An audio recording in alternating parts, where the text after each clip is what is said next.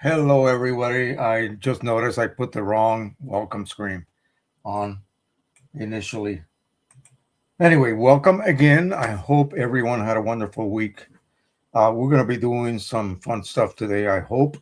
I just received from Peter this 2 packs of this. Quite a lot of money, 50 something dollars. I really appreciate this, my friend, and I hope to be able to do a couple of these on the Pro 1000. I am running out of ink on two of the cartridges, and I just haven't had time to refill them yet, but I should have enough to allow me to do this. In fact, let me go ahead and do an nozzle check real quick. I'll be right back.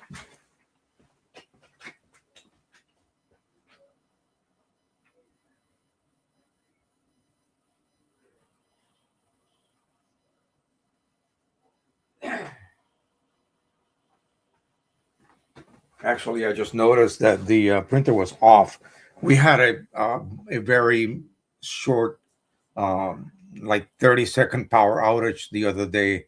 It was windy and we lost power for like half a minute. And I came down to check on all the printers, and I didn't realize that the Pro 1000 was off. All the other ones, except for the P800, were on, which is really weird. They should have all powered off. The computer certainly did, and my router certainly did. So I don't know why the Pro 1 did not shut off. That's really strange. But anyway, let's let that boot up. I hope I don't waste a lot of ink. Hang on. I see a notification here.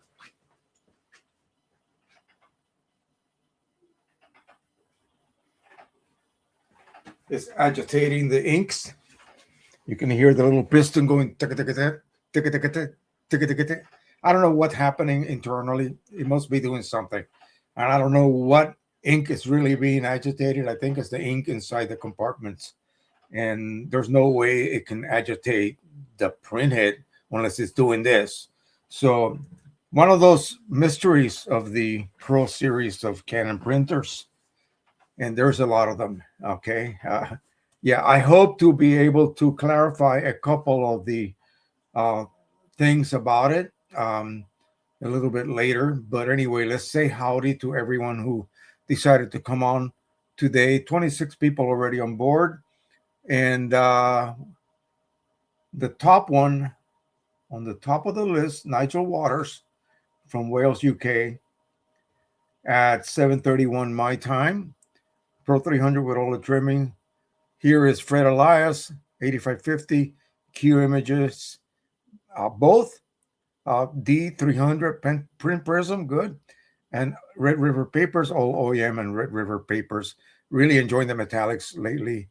Might see 40 degrees. Yeah, we had 50, some ridiculous temperature yesterday. 52, I think it was.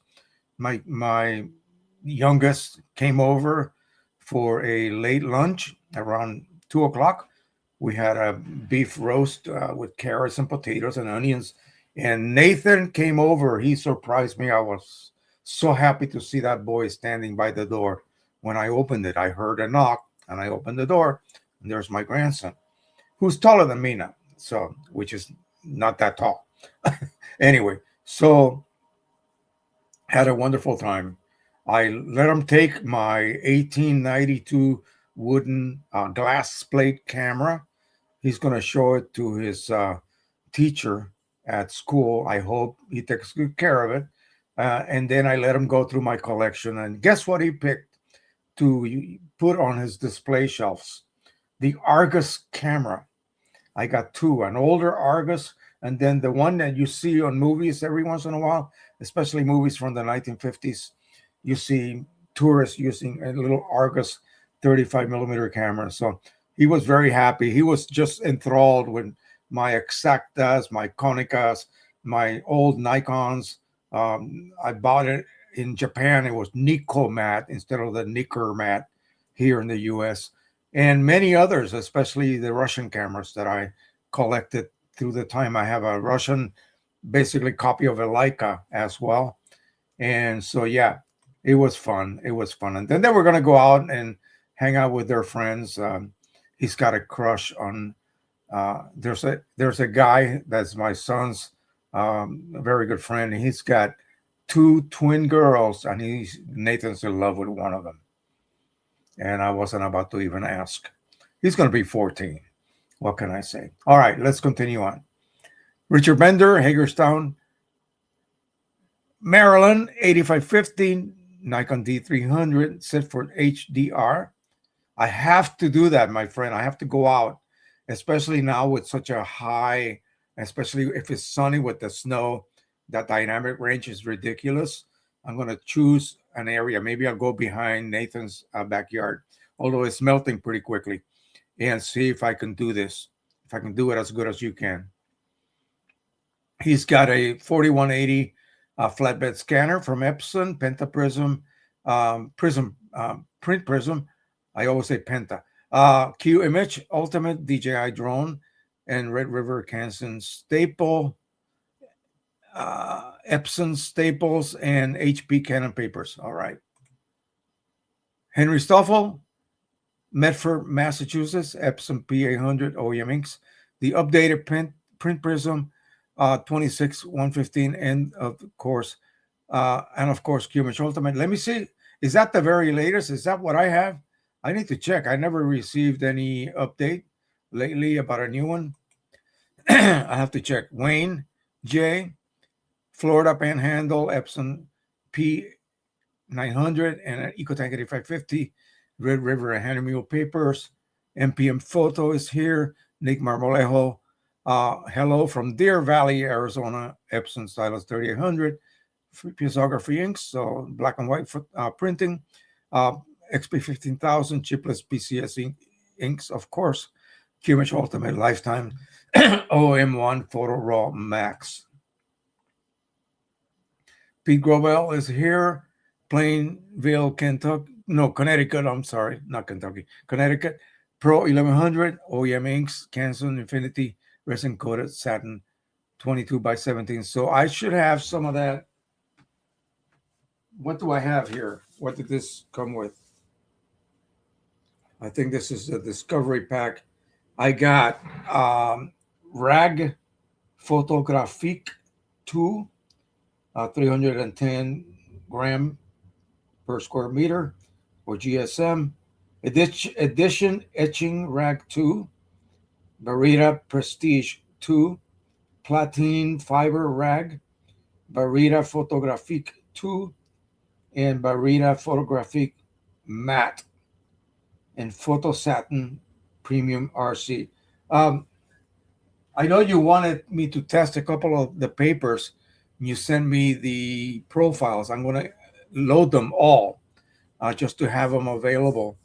Um, I am not going to print on one of the matte papers because Pro 1000s, I don't know about the 1100, but the Pro 1000, just like previous, the 300 as well, and the Pro 10, you needed to choose a fine art matte paper to trigger matte black ink use. So it was actually printing with photo black, which is, I don't know why they did that, and I think the Pro 1000 sort of still does that. So, and they want you to um, print with this wider than normal border. I think they took care of that issue with the 1100.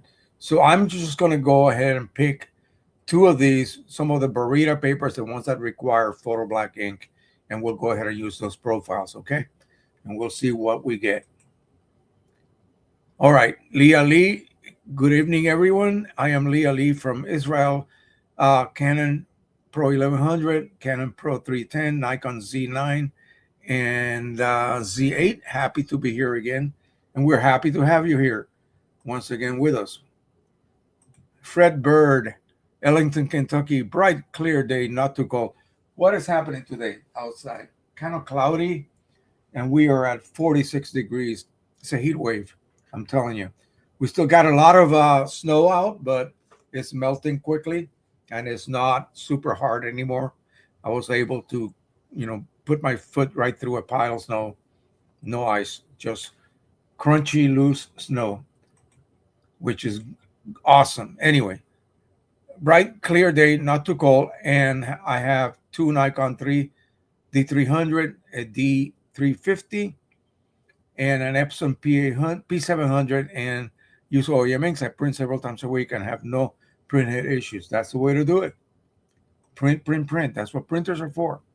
And I'm just as guilty as anyone else. That's why, good, nothing happened with the Pro 1100, so the Pro 1000. And I haven't printed on it since, when did the power go out? It was a few days ago. So it's been a few days without any kind of action. And again, earlier versions of the Pro 1000 with earlier firmware would create a huge cleaning cycle if you powered it off. I just turned it back on. It did a cartridge or ink agitation, and that's it. The light is steady, ready to be printed on. So I don't know. I think it's because I updated to the very, very latest firmware. And I think those issues of these humongously large cleaning cycles are no longer an issue, at least with mine. I cannot say that everyone else will have the same experience that I'm having lately. So anyway, Kevin Bruniarski, Ellsworth, Wisconsin, Canon Pro 300, Epson Ecotech 8550, XP 15000. My friend Harold Davies from Wisconsin will not be able to be here today. He has been trying to get a new computer built. I think he finally has it. It's up and running, but his niece came over to visit, and they're going to help empty the house. Remember, his sister passed away, I believe, last year sometime, and there's just a lot of stuff that they need to move out, in other words. So I hope he can catch the aftermath of this later on. Judy Ann is here. I didn't get a chance to tell my Judy Ann. Remember, we were going out to dinner last week. It turned out beautiful. My kids loved it. It was a very high end Peruvian restaurant that I discovered with my friend. Um, and It's called La Limeña, which means the girl from Lima, Lima, Peru. Um, she was feeling sick, and yeah, she's really sick. And it's not COVID, but it's kind of upper respiratory, real bad. So she's much better now, and she's in a transition between a current job and a new job coming up. So I think a lot of this pressure was on her, and she succumbed to whatever the heck this was. But she's doing much better. Anyway, welcome again, Judy. And she says, "Good morning, afternoon from rainy Eastern Washington State. Photosyn Proton Photon from cold Michigan. Today feels like spring." Yeah, same thing here. I'm expecting my little pear tree to start blossoming soon. Listen to my voice. Oh.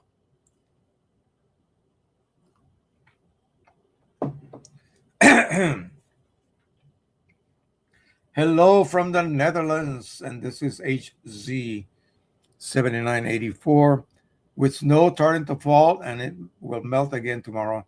Econac 8550, print prism 4x5 reversal sheets. Oh, by the way, the camera that I loaned to Nathan, it's a 4x5 glass plate camera, and it actually accepts the regular Graflex style 4x5 holder. So you can actually take pictures with it.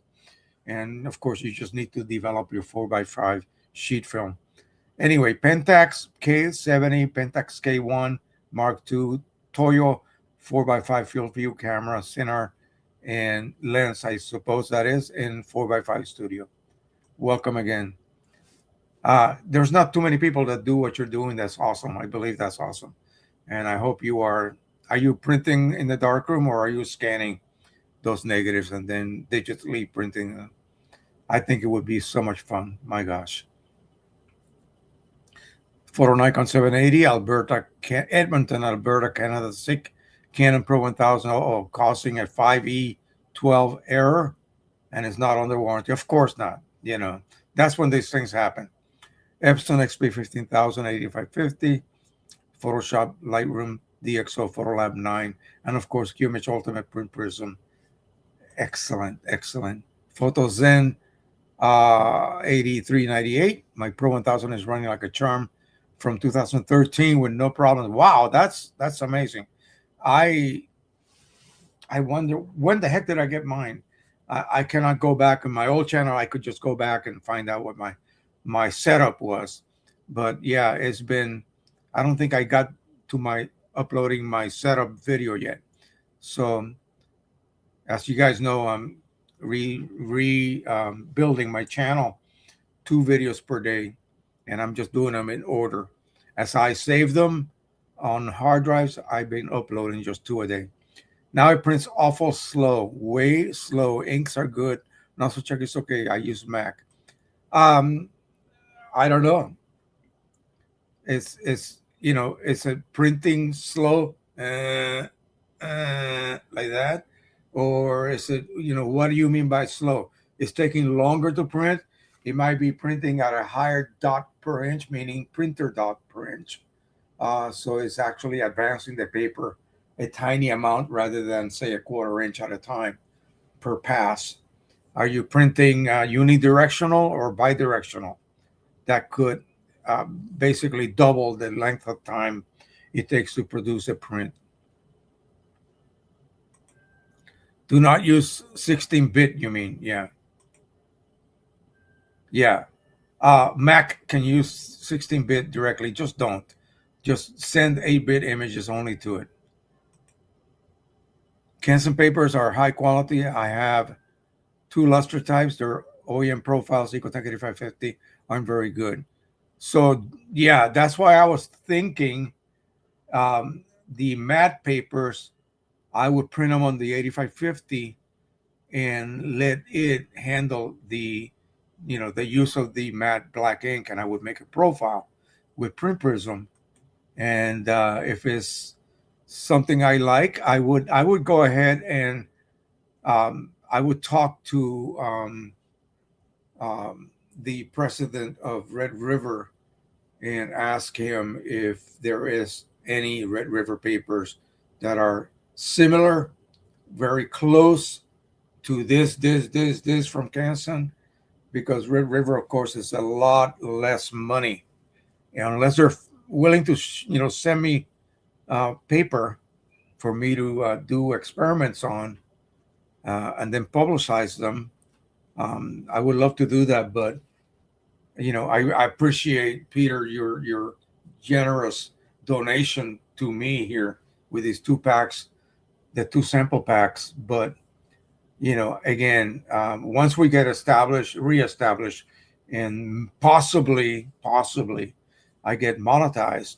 My AdSense account was just basically disabled after so many months of nothing.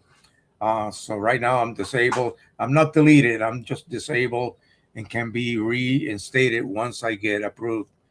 Hopefully, once I reach 1,000 subscribers. I'm about, what am I at? I'll tell you where I'm at right now. I'll share that with you. So we are at 887 subscribers. I already met the watch hours requirements. So all we need to do is get more subscribers. If there's anybody here who, for whatever the reason, has not subscribed yet, please do so. Continue to help the channel. Um, you can always join Patreon. Right now, I have uploaded videos to Patreon where I leave them there for a full week. They are not able to be viewed by the public on my regular channel. And in a week, I just transfer the category to public, and then everyone else can see them. But if you want to get like first dibs at anything that I choose to create, discover, talk about, I just found out this, the Patreon members will get first dibs, or patrons. Um, so anyway, consider doing that. Of course, use my little app. I keep posting that every week, and you can reach it. And now the Q image link on my app includes, right next to it, after the Q image, you see the one for Print Prism website. So if you haven't purchased Print Prism yet, and you own an 8550, what are you waiting for? Seriously, what are you waiting for? It's amazing.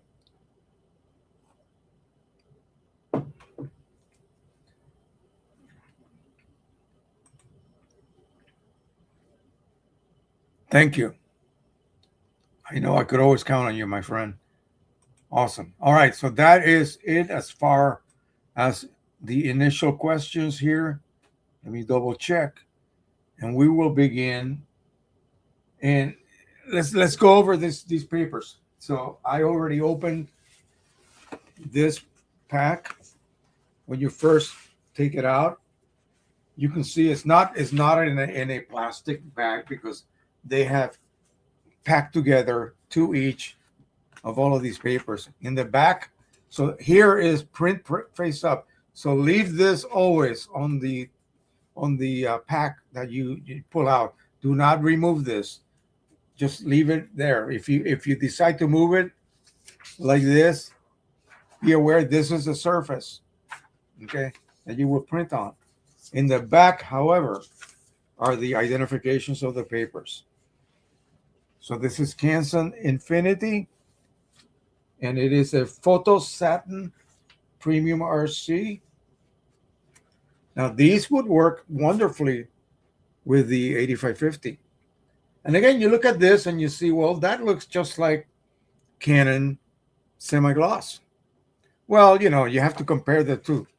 And if you have the ICC profiles, or you made your own, you would need to do the fair thing. The fair thing would be to say, if you want to compare it to, say, uh, Canon semi-gloss, make a profile. Canon semi-gloss, print prism, scan it on the 8550, make a profile with this paper, scan it with the 8550, and then print on the Pro 1000, Canon semi-gloss, and the Canson Infinity Photo Satin Premium RC. Okay, and that will give you the most fair comparison, because you would be using a profile created by the same process. If you use Canon's profile, and then you could do it differently. Make a print using Canon's own profile for your semi-gloss, and then use this paper with their profiles. Okay. I don't know what they're using. They're probably using the open source uh, software. Um, is there going to be a difference? In other words, is the OEM profile for semi-gloss created for Canon better quality, created in a better way than the one that Canson had made for their particular paper? You see what I mean? So two different entities making different profiles. I'd rather make my own, same printer, two papers, and then use my own profiles to compare the two different media. Okay, and then look at them, and you make a decision then. That, I think, that would be the best and more accurate way to make a comparison. So today I'm going to just use their profile, in other words, Canson's profile for the Pro 1000. Now keep in mind that I am not using 100% OEM. Part of my ink palette is precision colors. Okay, the only colors that are OEM are yellow, red, blue, and I think I'm using magenta also. The rest are third party. Okay, so I'm going to use Canson's profile, but it's not going to be the best, because of, obviously, they would have printed it on an all OEM ink set. They would have created that profile using 100% OEM inks. So we'll leave this here for now. We'll come back a little bit later. Now, somebody asked me this, and it was kind of funny. I'm going to open up Photoshop just to give you an idea what I'm talking about. Let me get this set up here. I think by opening Photoshop, I'll be able to explain this a little bit better. So they got into a discussion. And I just uploaded a video that I found in my backup. How big is a pixel? And it made me think, when you go to some beautiful cathedral in Europe, or maybe here in the US, and you see a mosaic, and a mosaic is usually made of broken pieces of ceramic. And the artist actually is hand breaking them right there as he's, attaching them to a wall.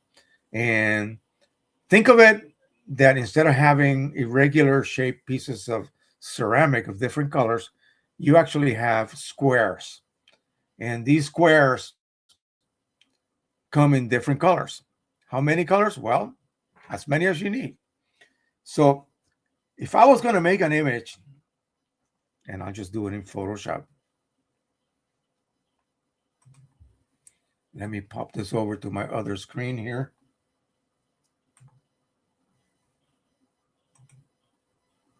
So I'm just going to go to here. Well, the other side. There you go, Joe. And new. And I'm just going to make, now watch this. I'm going to make a 4 by 5, but I'm only going to make it 10 pixels per inch. 10 dpi. Boom. Look how tiny it is. Now I'm going to go ahead and enlarge it. But look at my ruler up here. So this is, so 4 inches, 1, 2, 3, 4 by 5. Okay. Over here you can read 1, 2, 3, 4, 5. Okay. So I am going to load. I don't know what I should add to this. Let's see.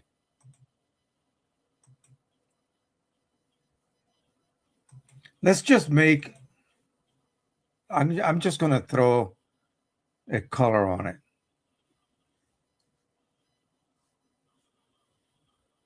Like maybe I'm on the other side here. There you go. Maybe this shade. I'm just gonna throw a shade of that, and then I'm going to, let's see where my. I want to do a transition like so. So I'm just gonna go like this. Okay. Look at that. You see those pixels? They're humongous. Okay. 4 by 5, but only 10 pixels per inch.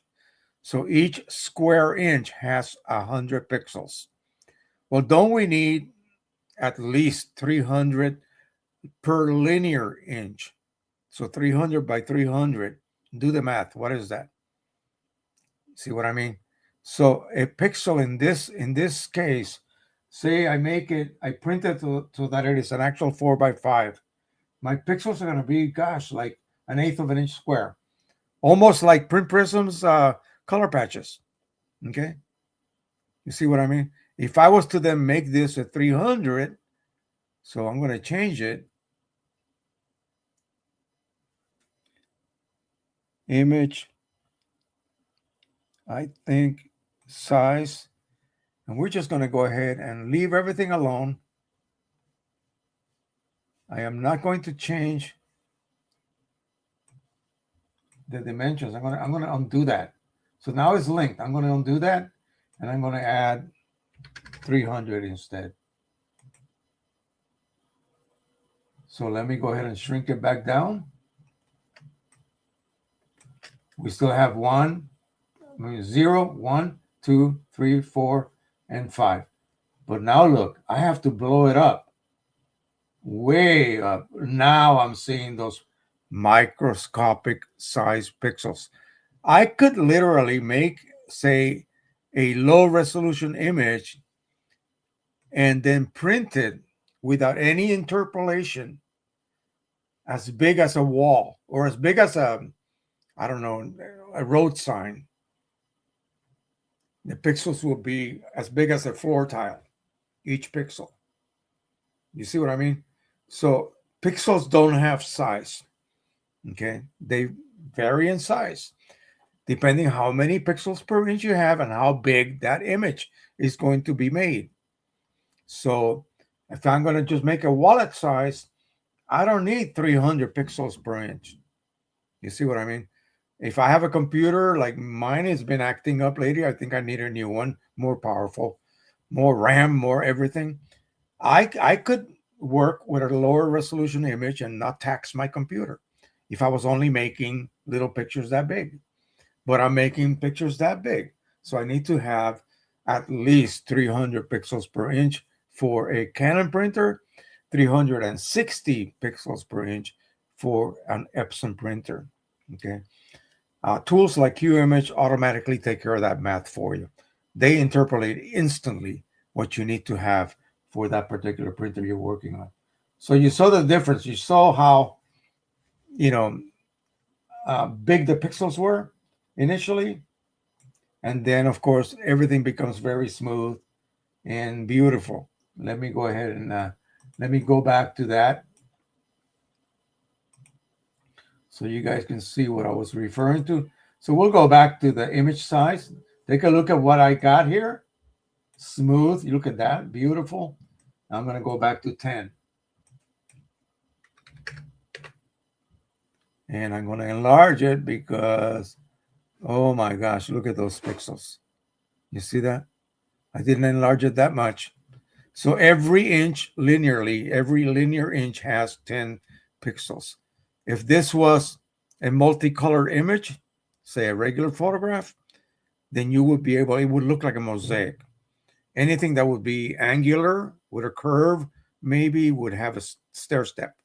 Okay. So that is the difference. Pixels do not have size. So remember that. That's what confused a few people that I was having this little discussion with.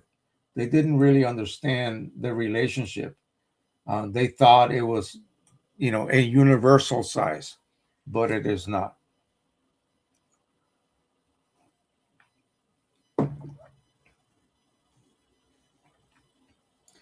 Now, I need to top off some cartridges in my Pro 1000. And of course, I am running chipless at this point. By chipless, I mean they're disabled. So the only thing that the chips are doing is identifying themselves as a specific color, but no information as to how much ink is inside the cartridge itself. But when you're working with regular OEM cartridges, this is so you guys can comprehend the amazing technology these Canon printers are utilizing. And I don't know how anybody here with a P900 can tell me if the cartridges have an internal bag. This is an all beat up. It's actually full of ink because I made it refillable. So this cartridge is for my 80, 3800, 3880 printer. They have an internal bag. There's a bag of ink inside. And it's just basically attached to this exit port. But it is in there. It's a bag and it's got ink. And the only way that ink is delivered to the ink lines and the dampers and the printhead is by pressure. So they pressurize the space around that bag and it compresses the bag at a certain pressure rate and it allows ink to flow into the printer. I assume, and if you are a P900, P700 owner, can you verify that that is indeed still the case, that those printers are using a bag to hold the ink? Please let me know. Because what normally happens, at least with the earlier versions, even the P800, they still use 80 milliliter um, cartridges, but they come loaded with 90, not 80. 80 is the published volume, but they come with 90. So I think during use and even after, say, running cleaning cycles, is making an estimate of how much ink is traveling through the system. It's not really, I think it knows what the peristaltic pump will suck out so much ink out of a print head and then drain it into your internal wasting cartridge.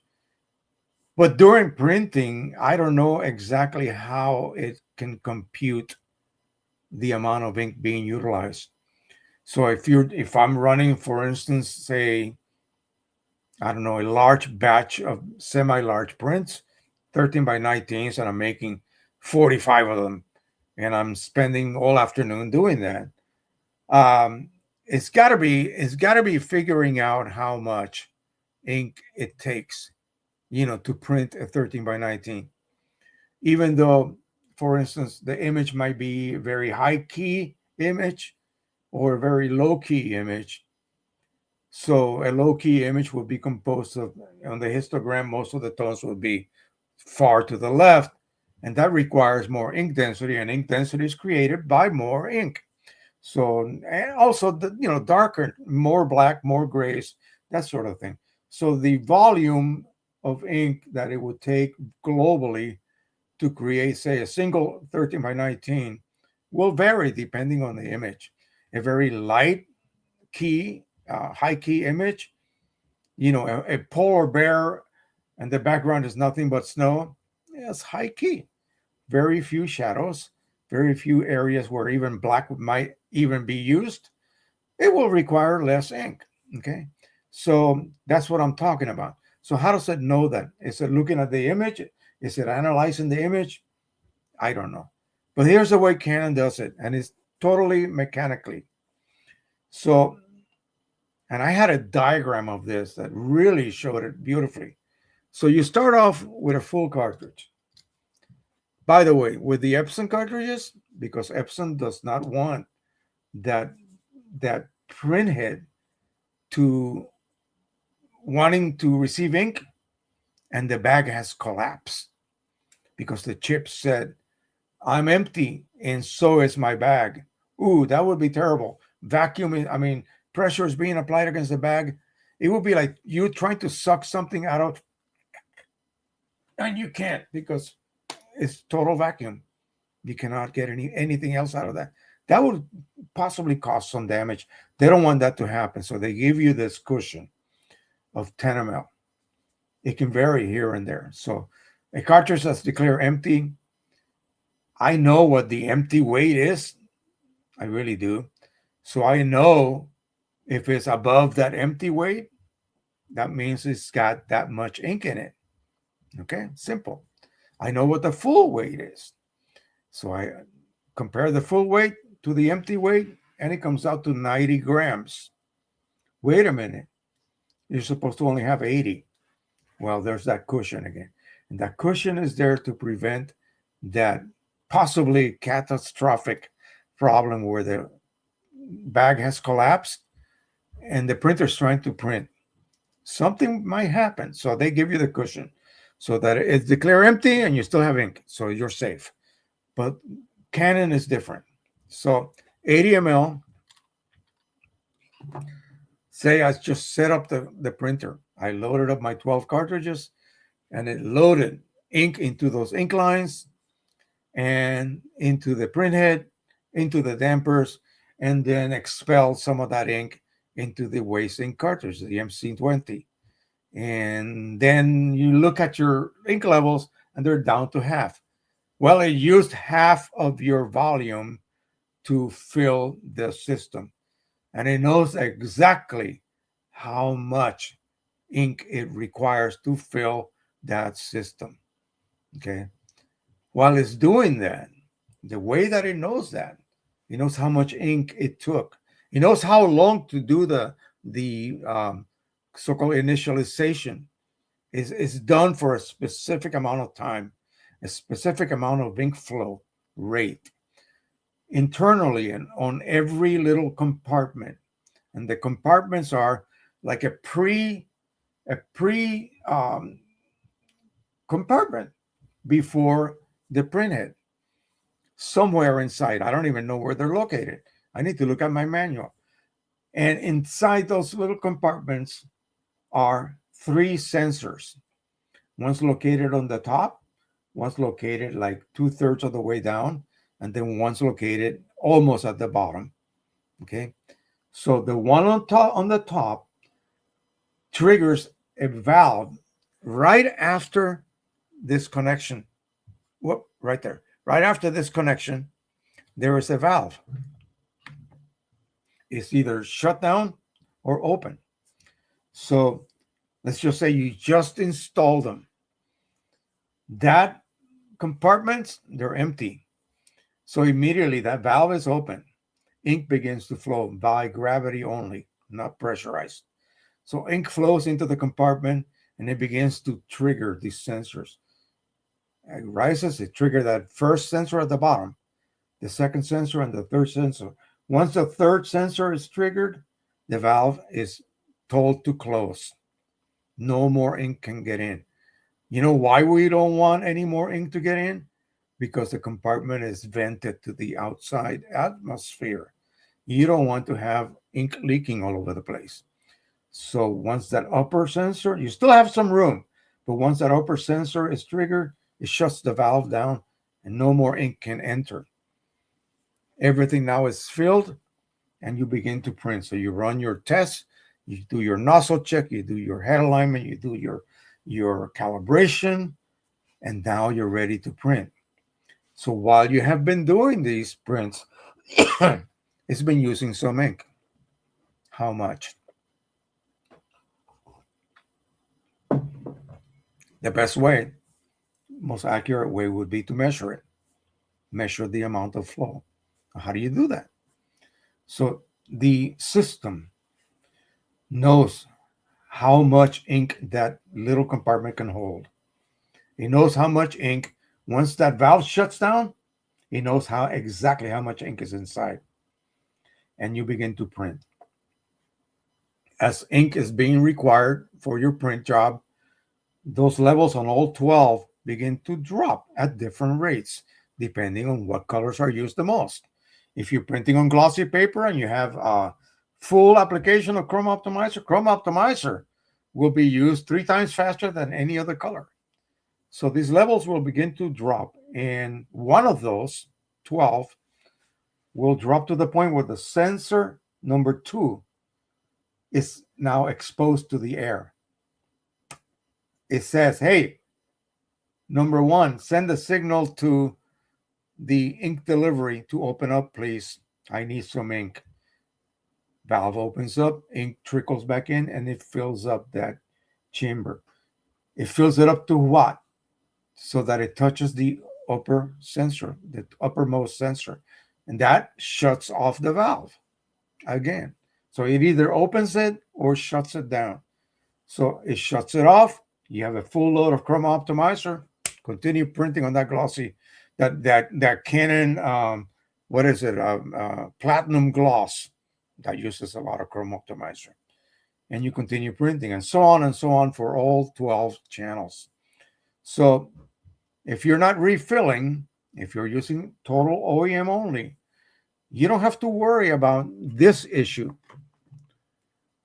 When this chip is empty, I got 10 ml of ink. And if I'm not a refiller type, I'm going to throw that away. You know how much 10 ml of ink costs? About $8. So you're throwing away $8 worth of ink. Of course, I aspirate the ink. I save it. So, and I'm a refiller. So that's why I'm able to take care of that issue. I am not throwing away ink. So I'm always reharvesting the leftover. Well, these, you can't do that. And I'll explain why. So you start with, say, 80 ml full, 70, down to 60, down to 20. At 20, how does it know it used 60 ml of ink? Because it knows exactly how much ink was in that compartment and how many cycles it has gone through, topping that compartment back up to the top, back up to the top, back up to the top. Back.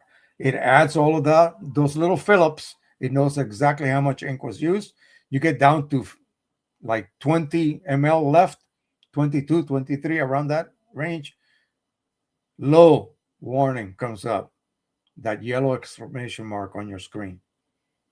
How did it do that? How did it know to do that? It didn't guess. It's been adding up every time you top off that internal compartment for Chrome Optimizer, right here, CO. It knows how much ink it has used. Isn't that amazing? And it's also ridiculously simple process. So top off number 1, use say 4 ml. Number 2, 4 more. Number 3, 4 more.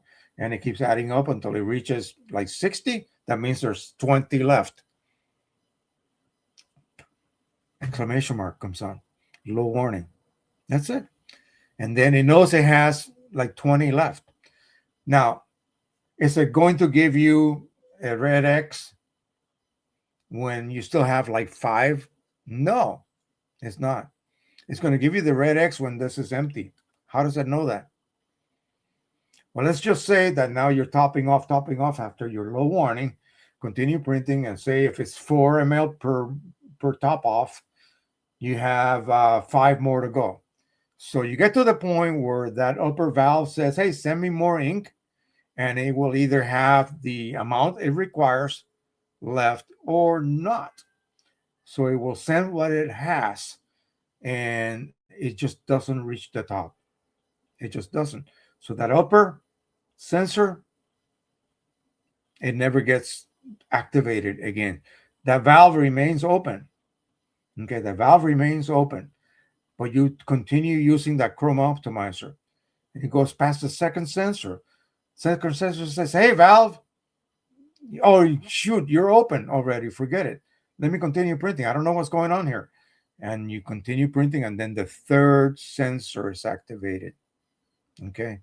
Once that is activated, it stops red X. Okay, that's it. Now, from that point onward, that's the ink lines and the printer dampers and the print head, of course. So you don't want to go beyond that. Once it's declared red, that's it. You remove it and throw it away if you want to throw it away or sell it on eBay as an empty. But that's it. You've used up all your ink.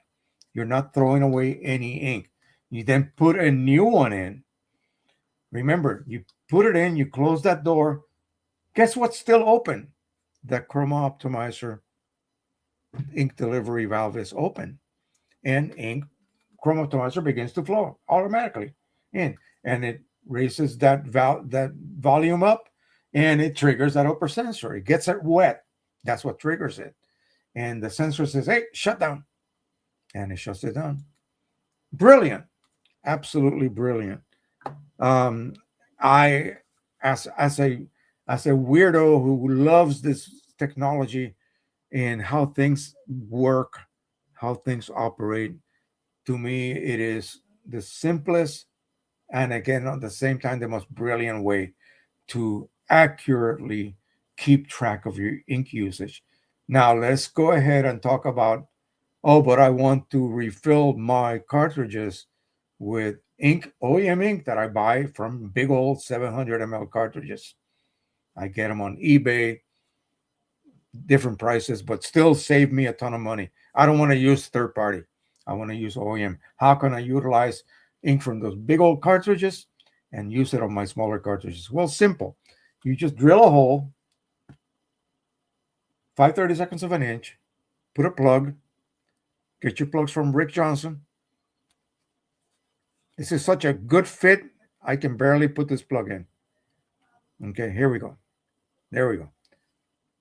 That's it. You take the plug out, fill it, weigh it.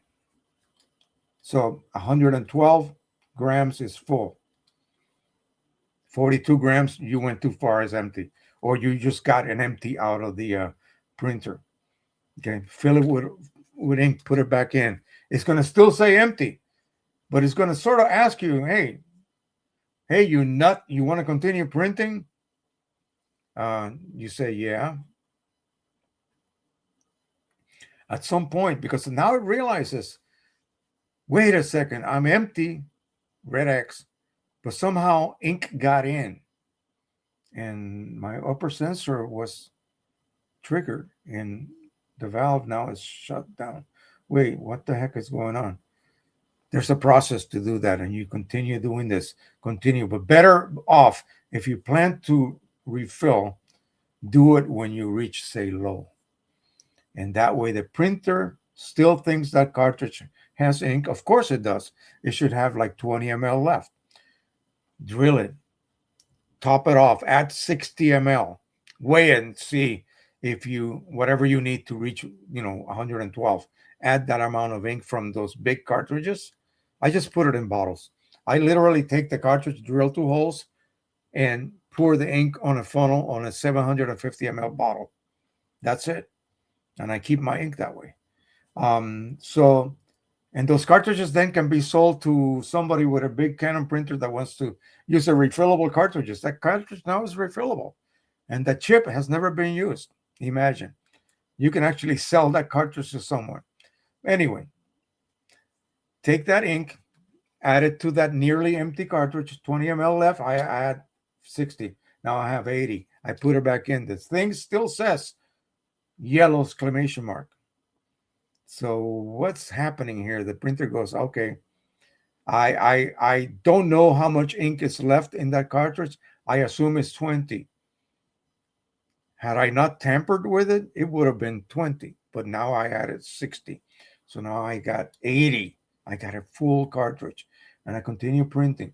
It's counting. Every time it tops off that chroma optimizer compartment, it utilizes 4 ml. After 5 top offs, it should be empty, but ink still keeps flowing in. The sensors continue working, so that little valve opens up, allows ink to come in, it rises to the top, it triggers an upper sensor, and shuts off the valve. What the hell is going on? And it does this over and over again. And finally, I give up. 1753 error pops up. It'll scare you half to death. Don't worry about it. Press the second button down from the power button. Hold it for 5 seconds at least, and you will see the words processing across the screen. That chip, just like my 12 chips, are now disabled. And on my printer driver on my computer, that color does not show any color anymore, that particular channel. Okay. And you just do all 12 that way. But now you got to keep track of your ink, because you don't no longer have a visual help, if you will. The printer, you just continue adding ink to all of these cartridges, unless you have a sensor system that lights up when it's down to 20%. That's what I have. So long story short, I got like 3 channels that I got to top off.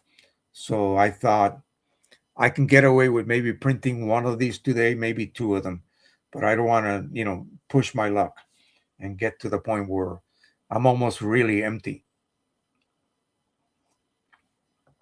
So I have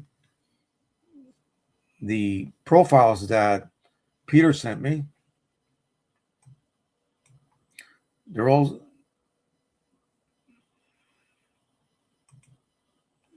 zip files, RAR files actually, or zips. I'm going to go ahead and open one of them and then show you what that looks like. Oh, you have excellent. Oh, yes, yes, yes, yes, yes, yes. This is excellent. Watch this, guys. This will allow me to do another demonstration I didn't think I was going to be able to do for you.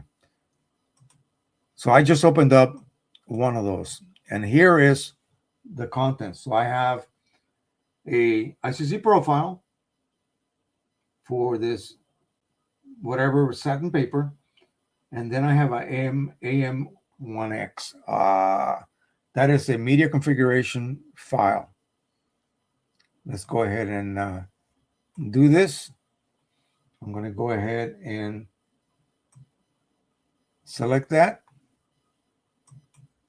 and I will just simply bring it over to my desktop. We'll close it.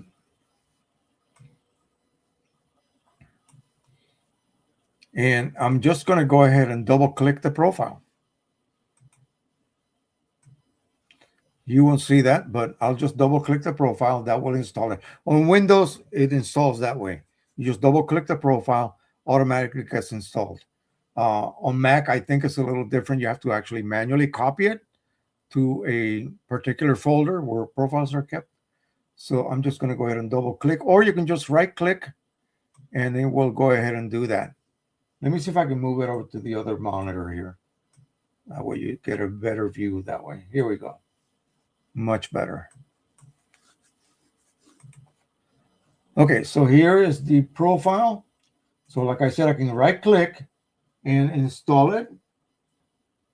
Let me see. That is the profile. Yeah. Right click. Install right on top. Okay. You can do it that way, or just do this. Double click. That's it. It's installed. Now it's installed. And I'll show you. Let me look at my color folder.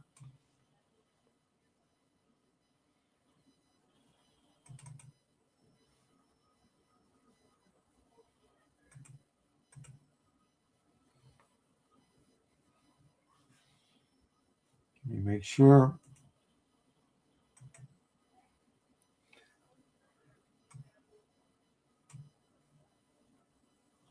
I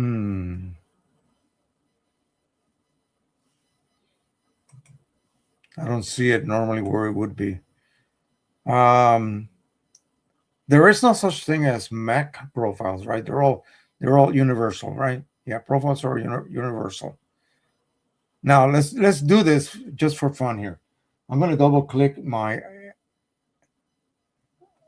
AM1X here, and it should open up the. There we go. It should open up this.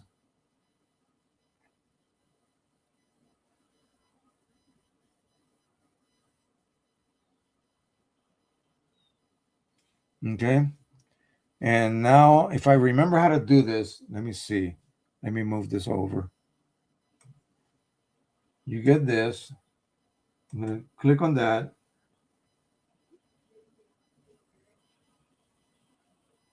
I'm going to leave it on auto. So that's my Pro 1000. I think the only printer that will show up is the one that can accept the AM1X. So I think that's it. I'm going to go ahead. Oh, here we go. Got another window. It's been a while since I did this. So this is the Canson Pro Satin, and then the weight. And I'll go ahead and import. Oh no! Wait a minute. Add update. Yeah, we go. That's it. And then we'll look at the driver. I have to do something in the driver as well. I think that's it. Over here I have another one. Okay, so click printer driver, Canon Pro 1000 series, yes. And okay. Now we're going to open up the driver.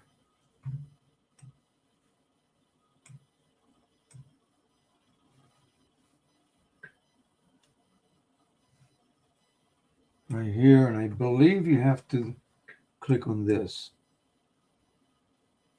And I got another, and execute. Boom. Like that. Then you close it, and then you reopen it. And then it should be located in the custom folder. Let that finish. So you follow the step by step. It's actually several things you need to do. Okay. I got to close it and then restart it. So let me go back to me. And what that does, for those who may not know what a AM1X does on a Canon printer, it's each paper type that you see on your menu is actually basically tailored to the physical characteristics of the paper. So obviously, if it's a matte paper, it's going to supposedly trigger matte black ink.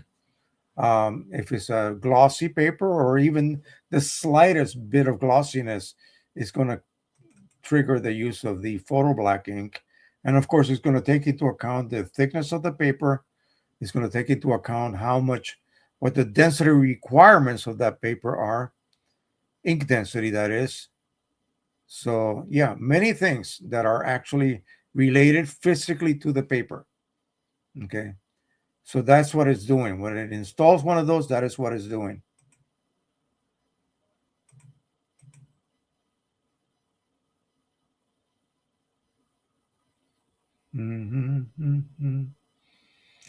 And I either have reached my limit or it did not install. Let me show you what I mean. So that's why I asked if there was such a thing as specific to Mac or Windows. Normally, you would have to just simply reboot the driver and it would be located in this folder here. It's not going to be in any of these. These are all Canon papers. It would be here. These are all my Red River AM1X.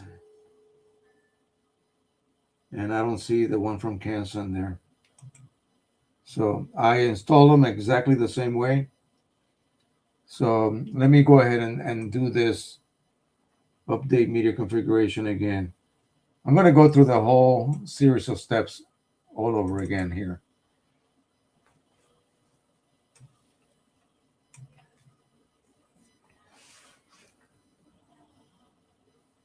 And then I'll do the add the new information.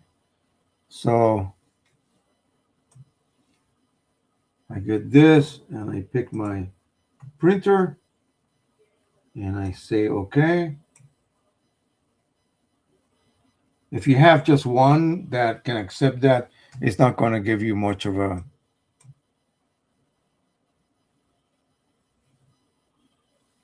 And I think, okay, here we go. The next one. So I click on the Canson and I think it's just add, let's see, number, paper type saved. Oh, yeah. Let's see, maximum number of paper types that can be saved is 35. Well, I don't have 35. I have less than that. The number of papers saved to printer is 28 right now. And I can do 35. So I should be able to do that. Add, update. People with the same ID is already added, overwrite. Already added. Well, I didn't see it.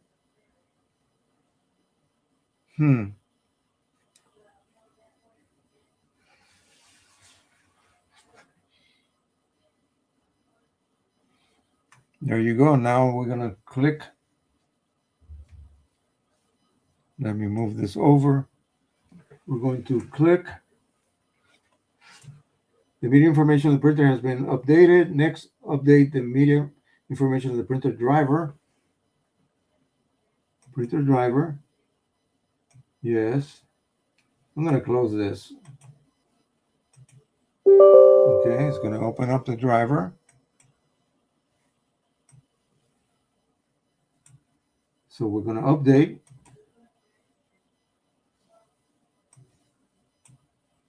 Execute. Okay.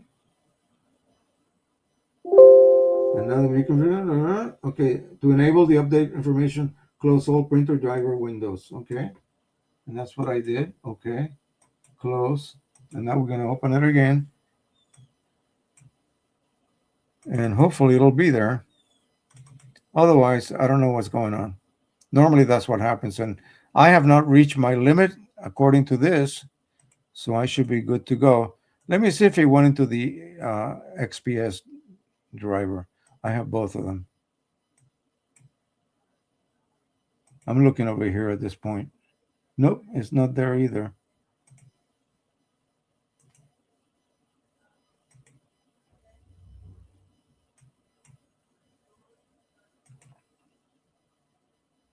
Yeah. Not there at all. 1, 2, 3, 4. Let me show you.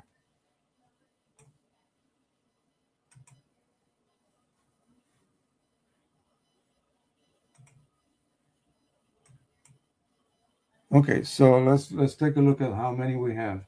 So this should be inside this folder. Let's go ahead and switch folders. Like here, for instance. And now I'm going to go ahead and go to custom. We have 1, 2, 3, 4, 5, 6, 7, 8, 9, 10, 11, 12, 13, 14, 15. I only have 15. I don't know where it's saying that I have 18 or whatever. So somehow it just did not load. Oh, well, that would have been really neat because then I could have just chosen that and automatically used it to print through the driver. You don't have to even use your image editor to print through. You can just have it sent to the driver directly. So I don't know what happened there. But anyway, let me see if it even shows up on QImage. I installed the profile both ways, double clicking and also installing it by right clicking. If that is the case, I'm not going to be able to really do it because I only have 4 sheets of each paper, and I don't want to really waste them unnecessarily. I want to be able to use the most um, efficient way possible. So you know, I'll have to create a manual creation of a profile for me to then use um, on the Pro 1000, or just do the profiling and then just pick, say, semi-gloss and use that profile. That would be the only way to really get around this. Okay, let me go ahead and I'll use premium semi-gloss. Let me put that over here a second. So I'm using premium photo paper semi-gloss. I want it to suggest a profile. So I don't know what the name of the profile would be. Let me see if I just write down Canson, or maybe just hit the date and bring me to the latest. So there is no profile loaded. You see that? It should be here. It should be at the newest. This is the newest date. This is today. It should be here. So somehow those profiles are not loading. I'm going to go ahead and hand place it and see if that helps. I'm going to close this. I'm just going to go ahead and close it. And I am going to go ahead and literally hand load that profile, just like you would, say, in a Mac.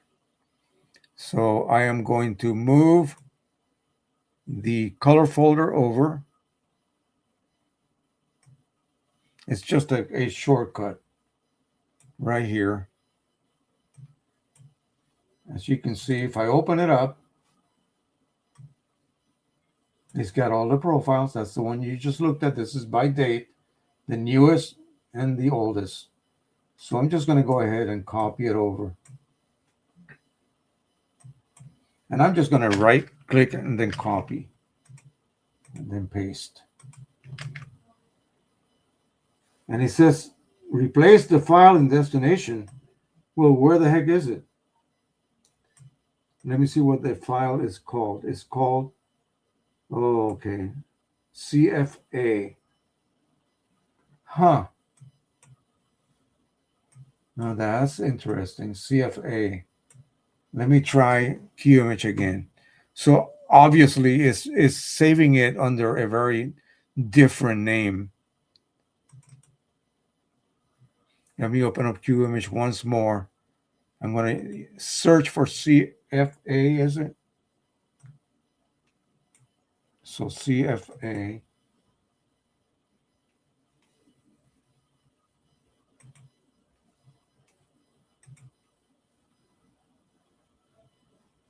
Okay.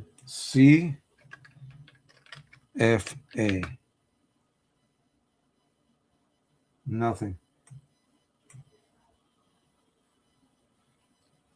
I want to make sure that that's actually what I am supposed to be searching for. I'm going to go ahead and copy this. Enter, literally enter that.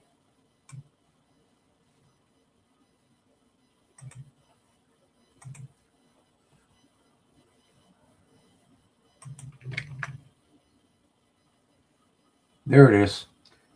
Okay. That's really strange. I don't know where the heck that is hiding or what, but there it is. So we're going to choose that. Open. Okay. Now, before I get too excited here, let me make sure that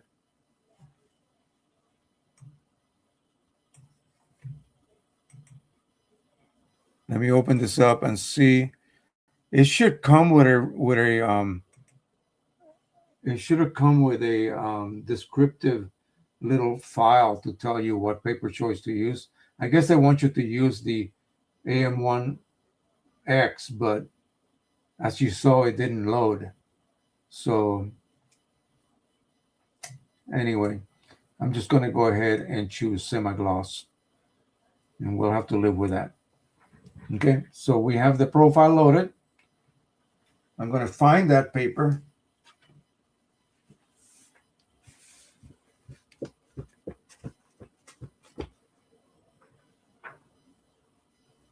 Oh, it's CIFA. Sorry about that. Satin. So we're looking for satin.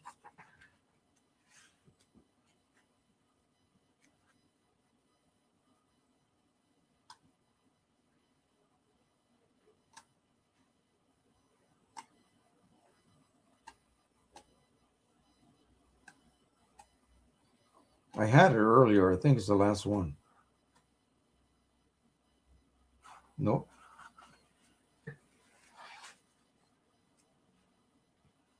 This is Photo Satin Platinum Premium. Sorry. Right on top, in front of my face. So I'm going to load this. We'll come back and load an image, something that will maybe we'll do. I have a couple of new images from Richard Bender. We'll go ahead and print that on the Pro 1000. And I need to set it so that it has full application Chrome Optimizer.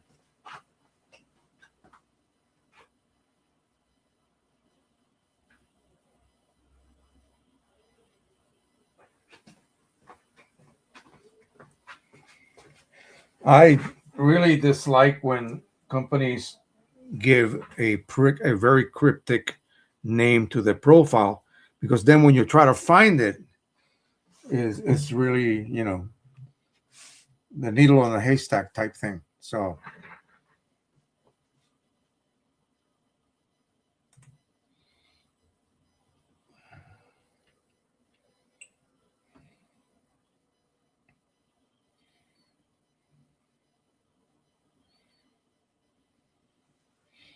this is one that he sent me earlier, and I wanted to make sure that we can fill. I'm going to crop it, my friend. So let me see. Try not to crop it too much. We'll do a smaller. There we go. We'll just leave it like this. This is fine. I'm going to go ahead and add a bit of a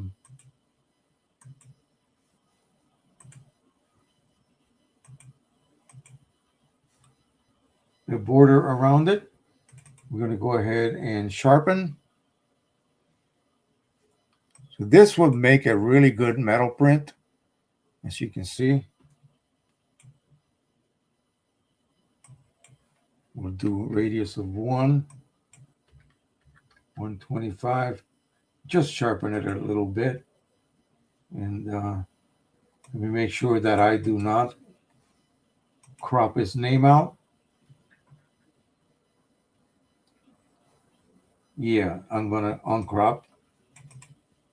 There we go. That's much better. So big deal. I'll have a bit of a border on the right and left, and make sure this is letter size. Semi-gloss, 8.5 by 11. Correct profile. Wrong printer. I should have done it the correct way, young man. I mean, start from the top, dummy. Okay, now let's start from the top again. All righty. This is my bad. I just get sloppy sometimes. So semi-gloss.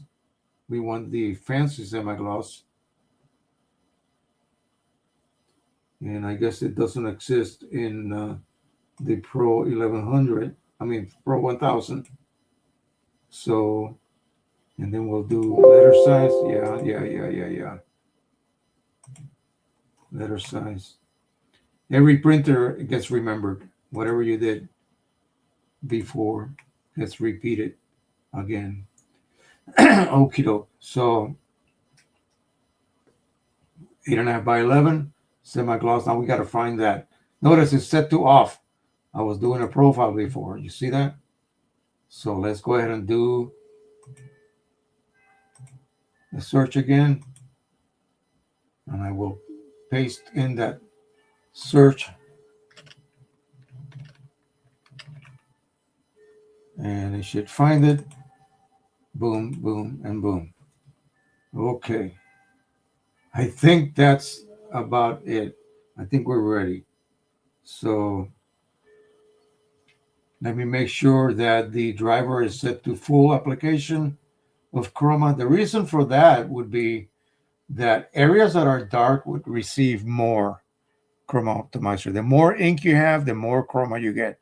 And areas that are like this, very light here, like in the background, right there, would be very little. Borders will get zero. So I think, I keep forgetting, where the heck did you find that?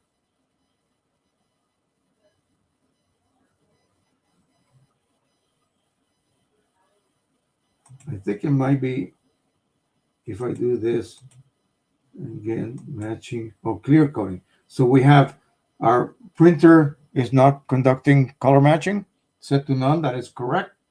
Clear code overall. Good. Okay. I wasn't absolutely sure about that. And that's ready to go. Let's go ahead and print it. And hopefully we will not have any mishaps. Again, the best way would be to, if you're going to print to the printer that has, you have the profiles for, by all means, use that. I would love to be able to use the media configuration tool.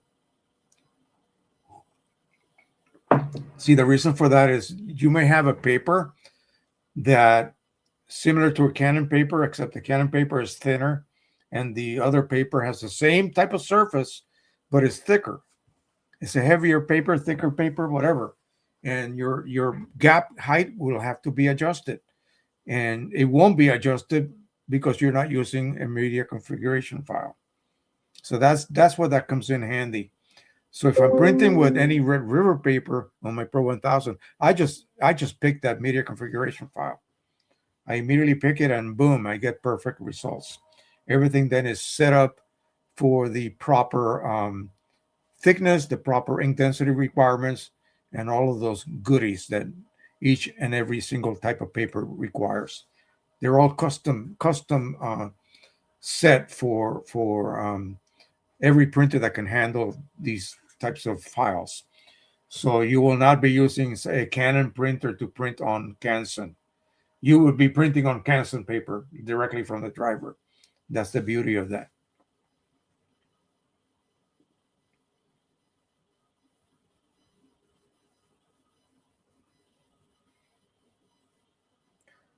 Yeah, I saw that, but it's not there either. I mean, I could print on fake 16-bit if I wanted to, but I didn't see that there either. I thought I clicked on my regular. I have two drivers, one XPS and one regular. I did it on both. You just didn't see me do it.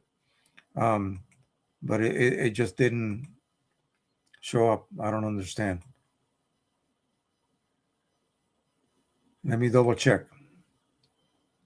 While that is printing, it's actually beginning to print, so everything is cool. Let me make sure.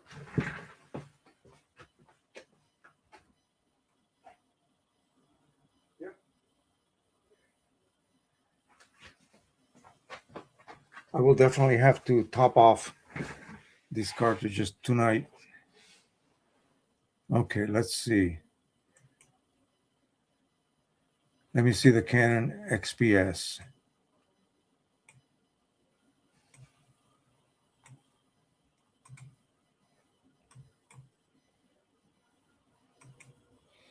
Let me load this one and see if it pops up here. If it does, then fine. Then we're good to go. Update media configuration and move that over. Execute. The media configuration printer could not be verified. Confirm that the printer's, yeah.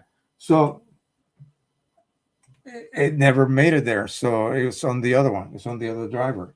That's what I mean. So let's try that again.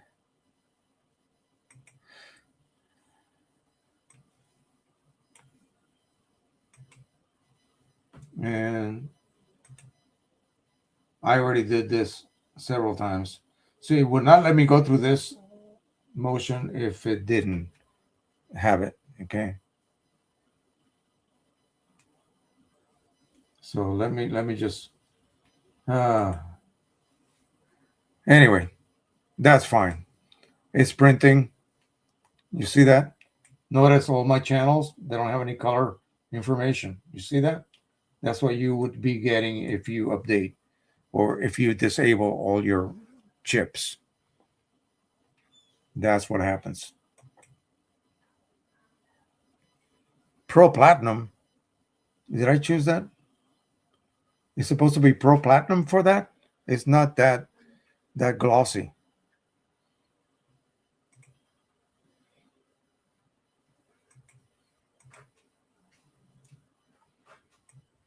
Hmm.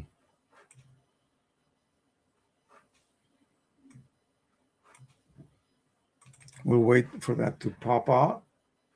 It's almost done. Let me double check again.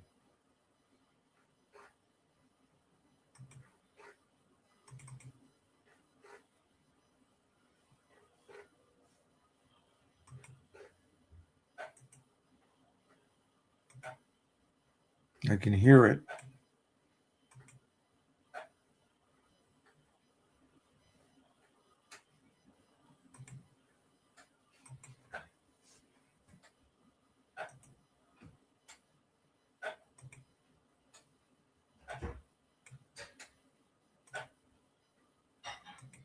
Yeah, in fact, on my SPS, I don't even have any of those things loaded at all. But let me try again. I'll double click on it. I'll do this several times if needed and see what happens.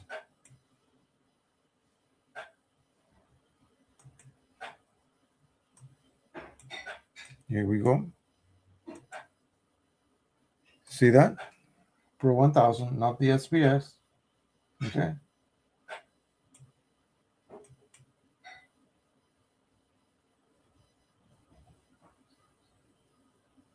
Of course, right now the printer is working, so it might not even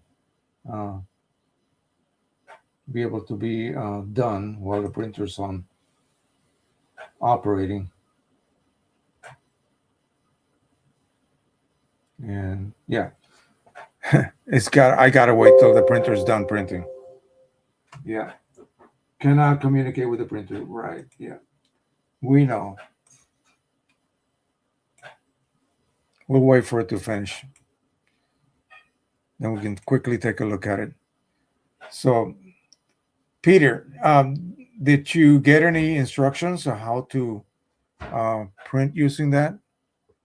What paper choices? If you're not using, say, any AM1X files, if you just want to use the driver and common. So, where did you get the using Pro Platinum, which is platinum is the glossiest, super glossy media. It's not this. This is not glossy. This Pro Satin is very, very mild gloss. That reminds me, absolutely looks like semi gloss. Let me see what's happening over here.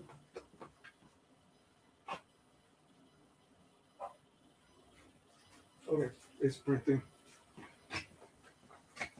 It's just taking a while.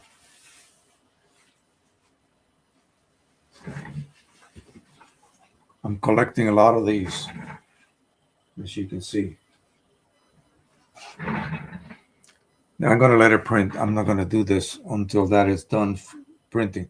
Now, somebody posted that they printed on whatever paper. They didn't say what or with what printer. I assume it was a dye ink, possibly like Canon Pro 100, and they used Precision Colors inks. They didn't say which ones, whether it was the original ones or the SC Signature Edition ones, with the much better yellow ink, as well as the magenta and also the cyan.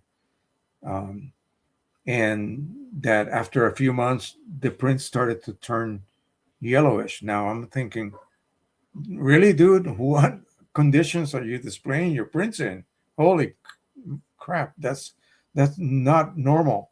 Um, Normally, back in the early Epson days, the dye, everything was dye ink. There was no such thing as pigment inks. So usually the yellow ink it was awful. It would just immediately fade after a certain number of weeks, depending on your conditions. At home, I never really experienced the type of fading that I experienced at work. I don't know. I don't know what the conditions differences were. Everything was fluorescent lighting. I had windows, but it wasn't, super bright, facing the west. So yeah, I had afternoon sunshine. But whether I had them on my desk or whatever, I had a an Epson 780, which is really terrible. It was groundbreaking back in the day, but compared to today, garbage. Um, and so I was getting ink fade, and the way that it was fading is I would notice that the prints were turning magenta cyan, like a purplish, like a pink color, meaning it was losing yellow. Yellow was fading. So everything looked like it was just printed with mostly magenta and cyan and black ink. Well, same same exact prints brought home would not fade. Um, I'm going to be frank with you guys. I have probably, if I was to pile it up, taller than me, pile prints, and I mean really good prints. I just have no way to display them. Obviously, I would need a C1, uh, C5 Air Force hanger to be able to display all my prints. So, what could possibly be the cause of this fading? I still think it's conditions. I just grabbed out of my many piles some prints that I have had. I don't know how long. I've been doing this since the turn of the century.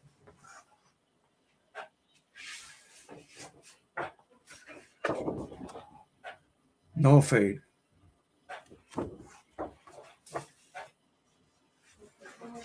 This is ages ago. I did this on canvas. Third party inks. Now, this might be pigmenting. So, again, no fade. You would begin to see fade here in these lighter areas. Anything that has high density, it would not react to fading quickly. Okay.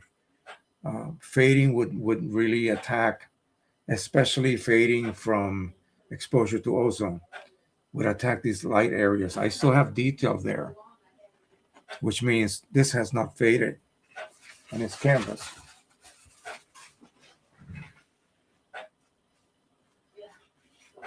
Monochrome. I think this is a broken glass, yeah. But monochrome that has not shifted color. Monochrome prints are printed with all the colors.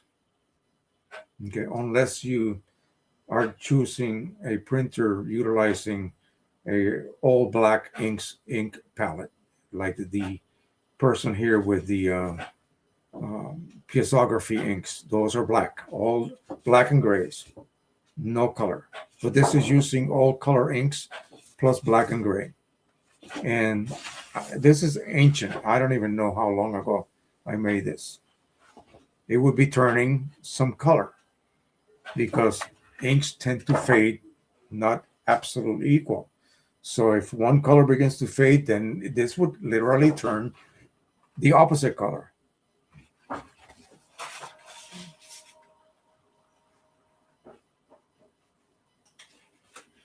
Here is a gigantic contact sheet. You've seen my abstract slideshow. Some of these are from that. And again, I mean, everything is no fade. Now, sure, they're in my room. It's not, exposed to, but I have many prints of my grandson, family shots that are in my daughter's humongous house, bombarded by light from all directions. It's not like my dark house. You see how dark that is back there? And still no fading. I will explain probably why.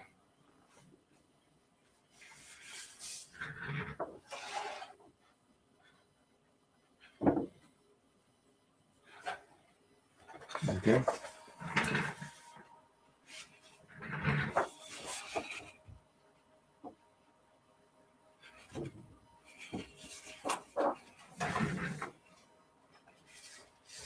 This is all on third-party inks, by the way. So this is an engine. Look at those blues. This would have shifted in color. So this was not pigment. Okay, this is dye.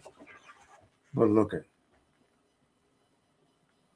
Okay, so dye, if it's dye, it's definitely third party.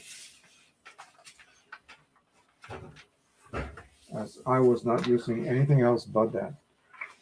And still, to this day, only the 8550 is using OEM at this point. And like I said, for the Pro 1000, certain colors.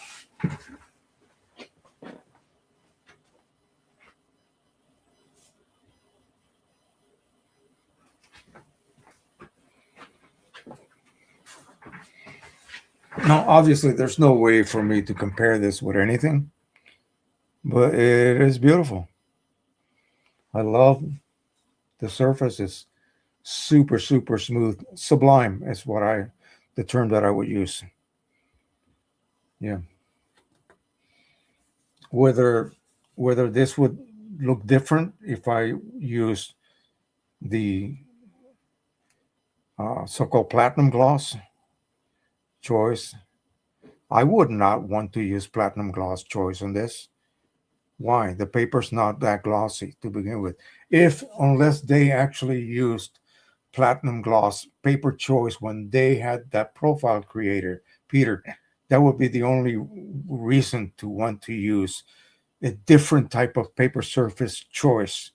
Again, if I could install the AM1X, no problem. Then I just load that and it would take care of that. I will play around with that after we get off here. And you can send me, if you want to send me instructions, feel free to do so as well. Now let me see what some of these other profiles are that you sent me here. Again, because they have those cryptic type names on them. Now let me see if I can just go ahead and, now that that's stopped printing, I can go ahead and proceed with the updating of that again. So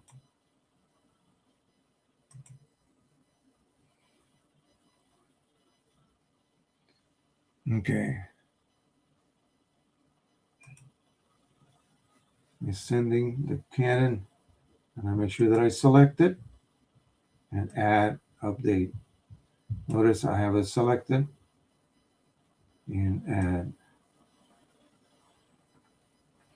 So it just says that I have 28. No, I do not. It's already loaded. It says, you know what happened the last time I tried to do this? I had to delete some of them in order to make the ones that I had updated show up. So it's lying, in other words.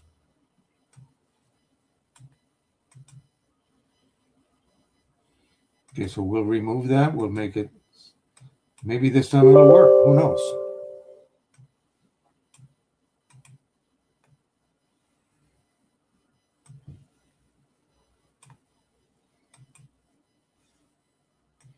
Everything comes over to my other monitor.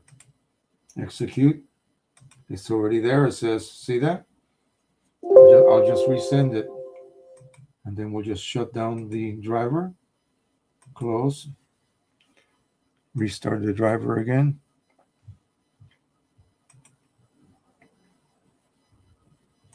Pro 1000. Right click, printer preferences. And we'll put it on highs from now on. Custom. Yep, see? Not there. So I think what's happening is I would have to literally remove some of these. Because there it is, finally. Yes, there we go. Whew. At the very bottom, right there. Boom. So, and I would never use it as standard. So I am not going to run another sheet through that yet. I'm gonna save myself from possibly, I think from what I can see, this is quite good.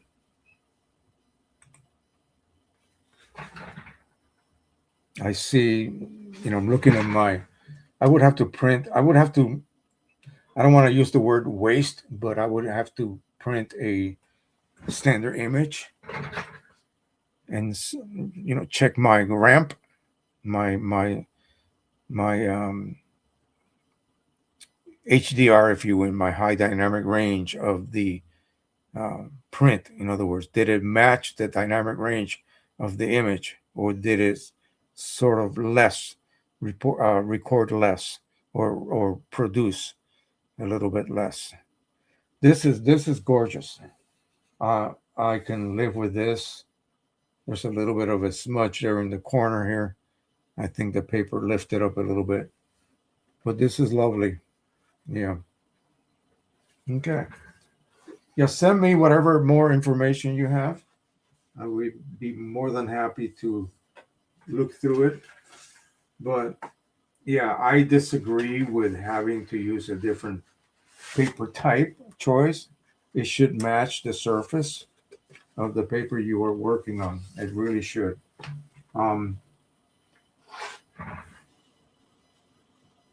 But again, it depends on what they did, how those profiles were created.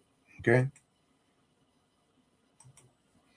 So apparently I can probably load a few more.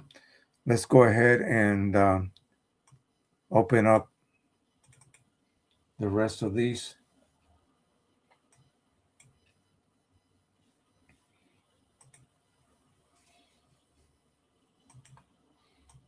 And I'll go ahead and bring those out.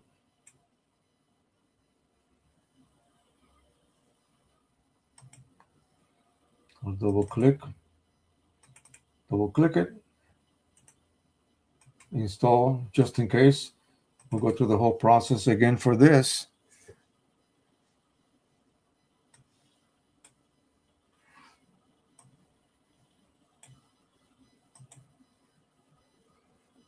Let that finish.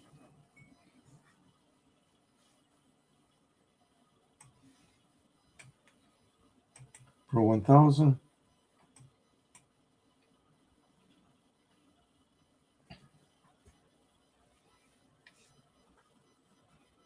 So one by one. And again, once you reach that limit, that's it. I don't know why they do that. They should allow you indefinite number of uploads. Why? Why not? Okay, so that is selected. Add.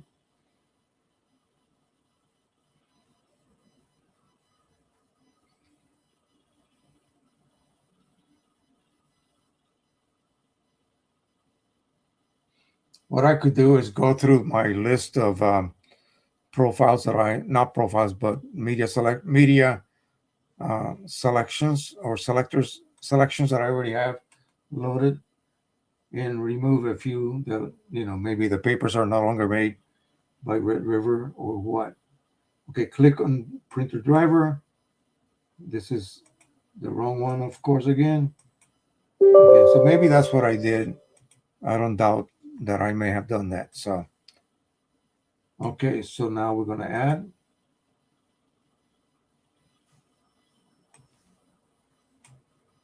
Execute.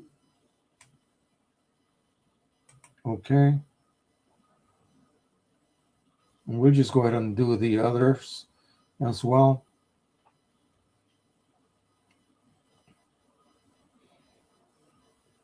And I think you can do that with the um, P900, can you? There's another type of file for Epson.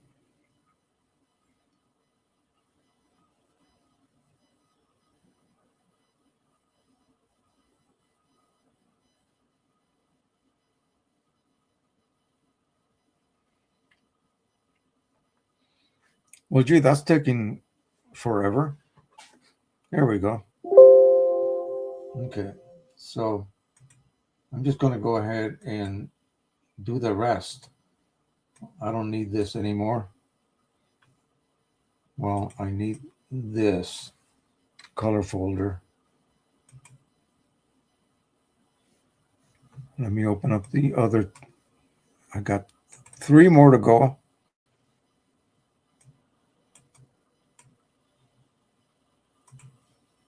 Double click, and to make sure install profile, double click again. We'll do these, all of them together. That way I should be able to reach my limit. And if I have to remove any of them, I'll do that just to make room.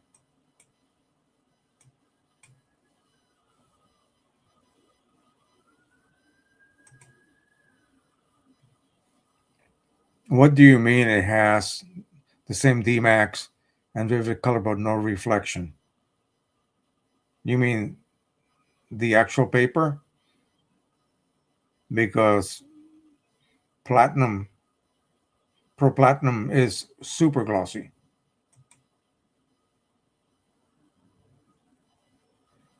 It could be. It could be that the media files are indeed for the 1100. In fact, they probably are. They probably are. In fact, I guarantee you they are.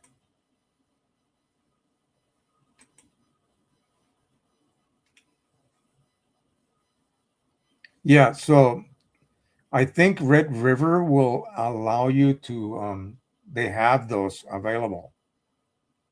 So for Epson, for the Epson printers that use them.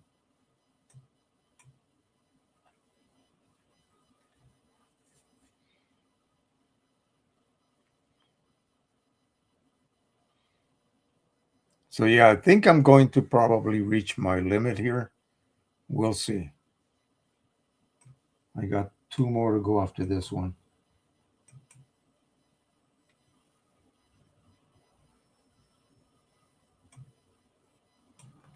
Let me see if I can delete it. Yeah. And I'll go ahead and load, open up the last 2.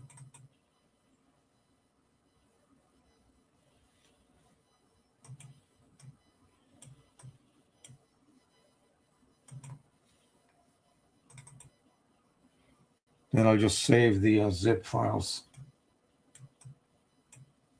for later. I always have a folder with all of that stuff saved up.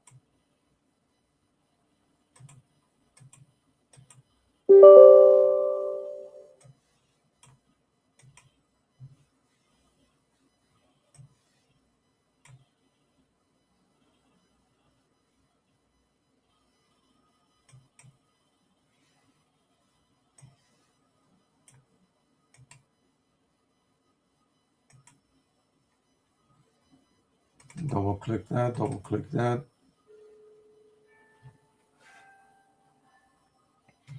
Did I already do one of these here? I don't remember.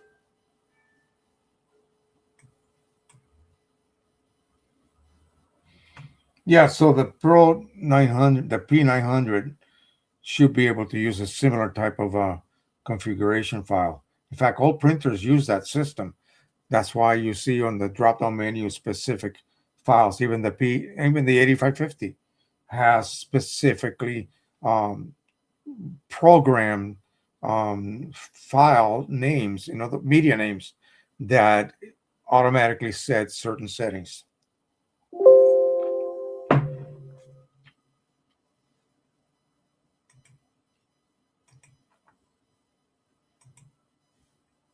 So let me go ahead and do these.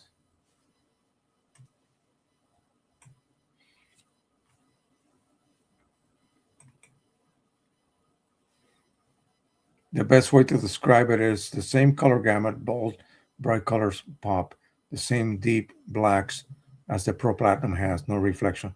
Okay, so the physical qualities or characteristics as far as color gamut, brightness, impact, but on a paper that has very low reflections. Okay, I gotcha. I gotcha.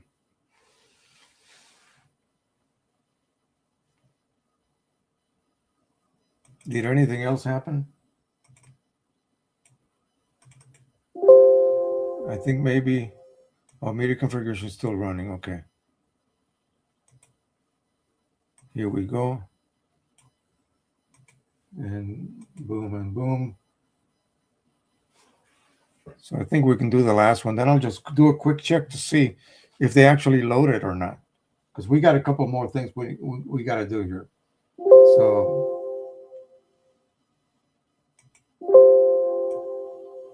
an unexpected error has occurred, suspending the process. Whoa, okay. Okie doke. Let me repeat that again. It's already running. Okay. Oh, here we go. That's because it minimizes itself and I don't see it. Now I got to find the printer. Why isn't it showing my printer? All right, I'll deal with this later. Let's go ahead. Let's continue on here. Let me delete those. And I'm going to move my folder back over here.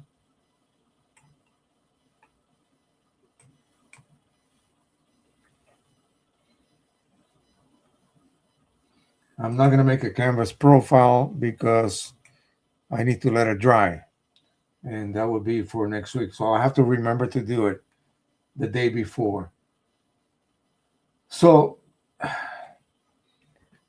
people, they look at, I was talking to a couple of folks about this when somebody made the statement that even though, gosh, like 90% of the people who have tried Print Prism, they're swearing by it, not swearing at it, swearing by it, how much they love it and how easy it is to use, how inexpensive it is to use because it costs $35 for the software.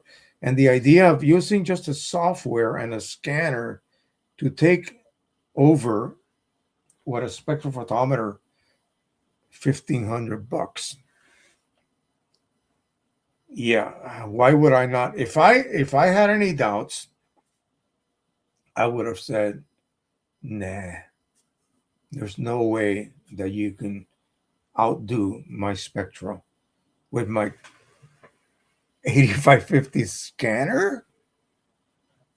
Well, you know how people say, if you, what is it, the proof is in the pudding. Yeah, so this is the best pudding I've ever had. So what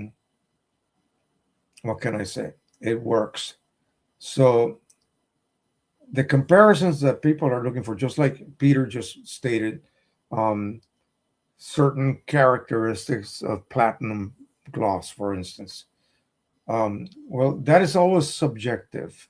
Okay, it's what you, the user, the viewer, maker, the candlestick maker, whatever, you think is what you want, what is proper, what is correct, what is awesome, what is not. So it's always subjective. So you would have to do an extremely boring comparison, a standard image or a set of color patches that you know what the values were, read by a spectrophotometer prior to you printing it from an image on your monitor, which may be calibrated or not, but you know what I mean. So if you had, for instance, the passport card is printed on a piece of cardstock, a piece of material on a little plastic, frame, and that those values there, they're controls, they never change. Okay, I keep them in the dark constantly. So if I was to photograph that and then print it and then read each one of those patches with a spectrum, there would be differences. Those are that's the only way to do a proper comparison. Whether this profile is better than that profile, which is what it was getting at. It's boring. It's just numbers. It's values, shades, hues, colors, whatever you want to call it, light, middle, dark, and you read them and you match the colors, numbers, the results, and you see if they match. Boring is the best way is to use your eyeballs. And this is what I mean. My view of something, that one print we just made, where is it at? Did I lose it already? Did I pack it in? I think I packed it in here. To me, that looks beautiful until you show me something else. You see what I mean? So I show this to Richard Bender, and he will maybe print this on some other paper on the 8550 and get slightly more contrast, possibly, whatever. And this or that, it's not going to match. It's not going to be the same. It's going to have, in whatever direction, it's going to look differently.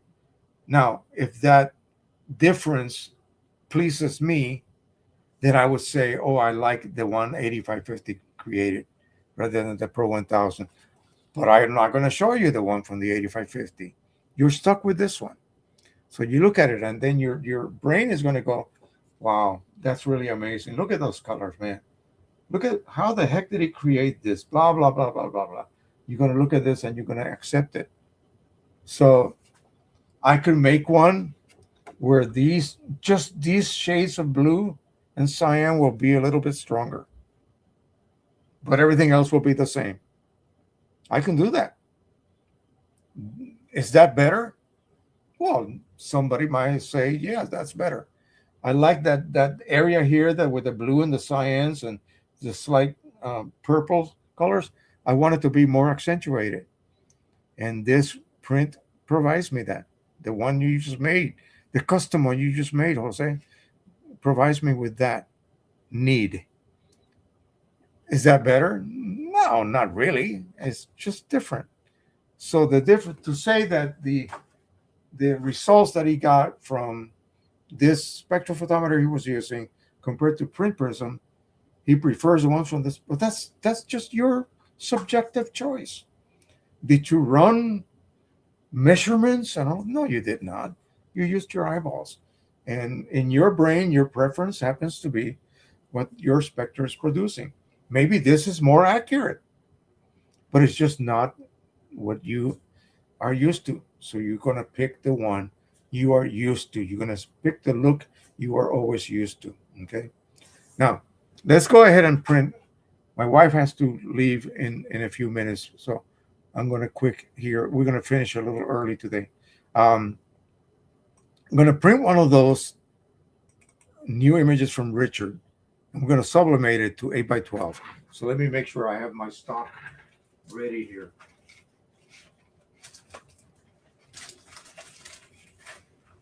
The heat press is hot and ready. I have the proper size paper ready to be printed on. Make sure of that.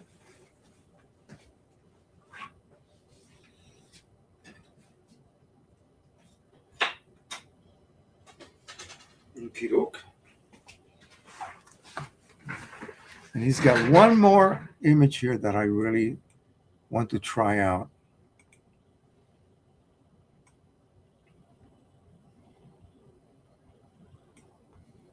And I think it may be this one. I think are these both the same? No, this one is different. Did I ever do this one?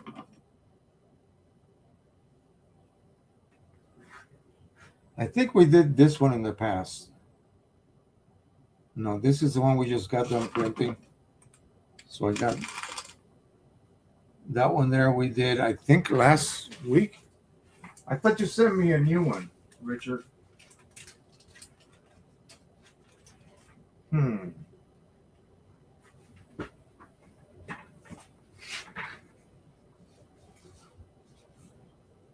Oh, I know which one I want to print. Sorry. Did I actually add it to that? Okay, oh, that's another one. Okay, hang on. I got that one. I got that one. I don't know which one I printed. Did I do that one? Well, there is one particular one. This one right here. That one. Let's go ahead and print that one. Let me remove it all. And I'm going to go ahead and let's see if we can do this. I hope I can without cropping his signature, because I want to be able to fill the 8 by 12. And if I let me just see what this is going to look like. Let me first create 8 by 12 size, because we're going to be printing it actually on 8.5 by 13. So let's go ahead and do 8 by 12 just to see if the format will fit. And then we're not going to crop. Oh, wait a minute. Yeah, we are going to crop. So 8 by 12. So yeah, this is, yeah, I'm still going to have to cut off. Oh, well. Let me remove the border. I wanted it to fit. So let's do fit to paper, fit to media, or whatever it's called, fit to page. Right there like that. Yeah, it's going to cut off some of the, let me go ahead and crop it. See if we can save this. So I am going to go from here. Wait a minute. I don't do too much of this ever. So we're going to crop lock. No. I'm just going to crop right from here.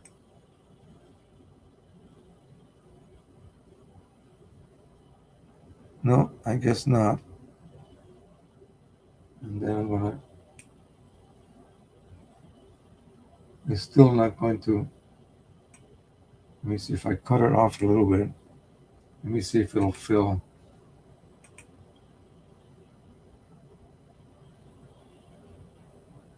Yeah, it's not going to be exactly the size I need. Oh, well. Let's go ahead and 12.2.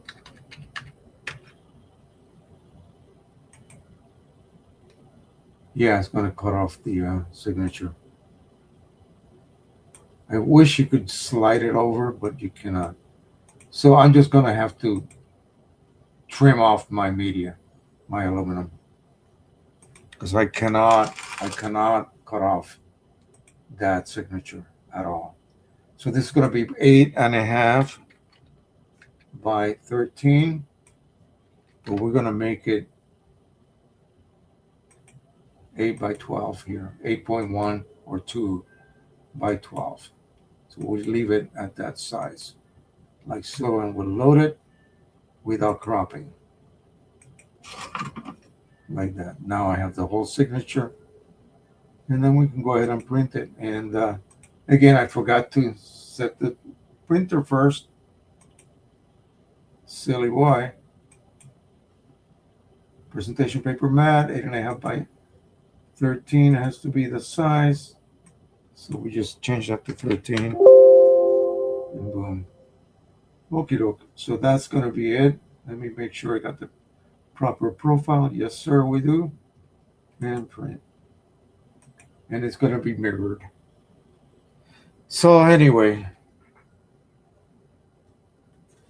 we'll proceed to remove this protective coating.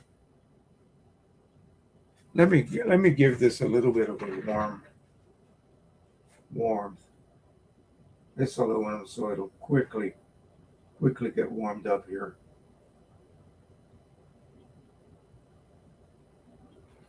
That's good. Peel this off. I found some stuff on Amazon. It's glass.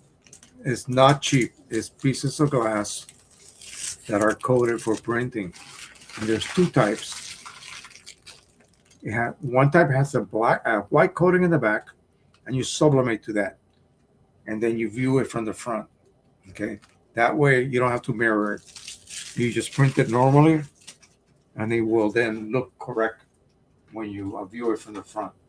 So somebody asked if I would be doing any kind of different types of substrate, and I thought, why not? That'll be a different thing to do, and it should be pretty cool, actually. I flushed one of my cartridges. This was one of those old yellow, all dried up, and it actually flushed pretty well. Probably not as good as Rick Johnson's, but I'm going to go ahead and fill it with the Precision Color Signature Edition yellow ink. This will be for my Pro 100, which I'm going to be setting up definitely. I keep saying this, but this time I definitely will this week. Unless my wife tells me we have tons of appointments. I hope not. But I'll be setting that up, and we'll begin with the comparisons between the Pro 200 Precision Colors inks, the Pro 100 with Precision Colors inks. Let me show you what I have now.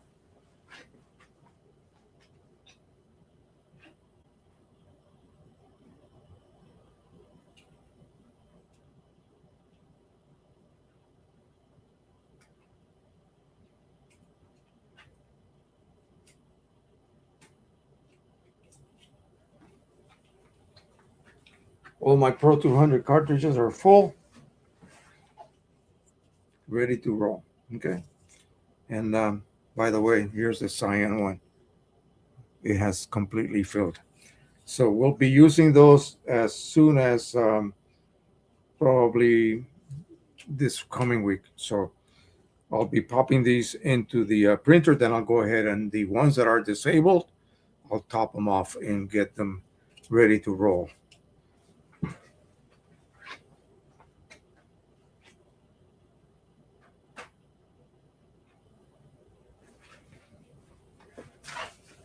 Let me warm this up. Let me see if this is printing.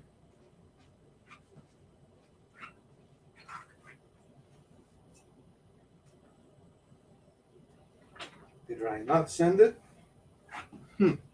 Maybe I didn't. What a dum-dum. Let me make sure. Oh, you know what? Yeah. same as last time. USB.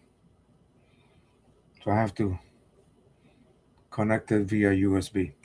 I have been having a bit of a hassle trying to get the Wi-Fi to work on that. And so far, no luck. So I have to share the 8500 USB.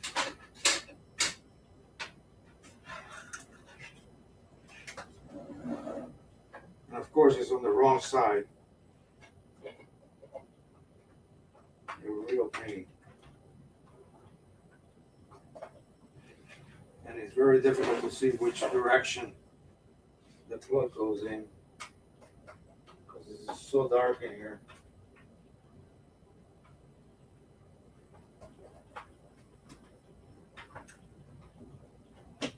Here we go.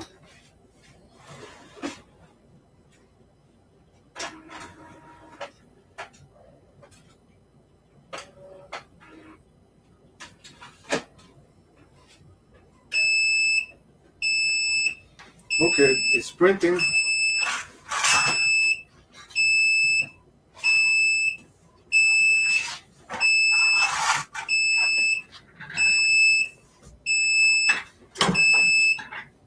That is nice and toasty, ready to receive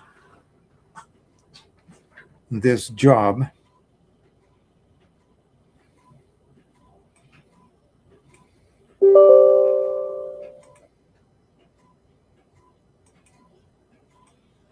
Let that finish. We'll get our tape ready.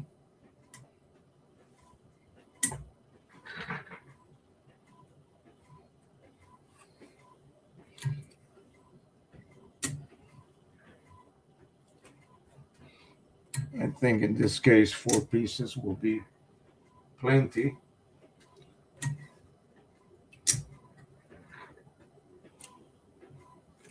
So right here I have, this is probably the 2-ounce set. I think Mike sent me this quite a while ago. The inks are fine. I just didn't even know I had it. I was using my leftover ink, so I decided for this experiment, I'm going to just use the freshest inks that I have. And again, I received the Pro 200 inks the other day, so I'll be doing that. While that is printing and drying, I might as well just top off this yellow. We'll see what kind of luck I got here. If I get it good.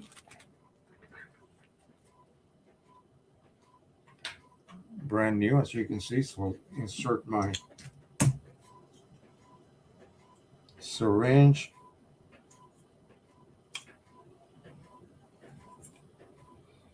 Extract. It only takes about 13, 14 ml total ink. Um,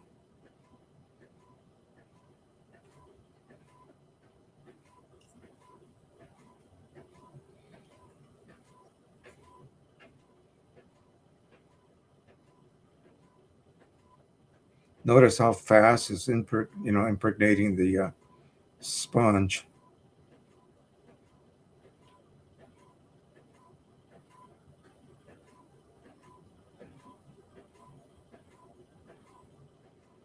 And the ones that I did earlier, I had to add maybe 3 more ml of ink. So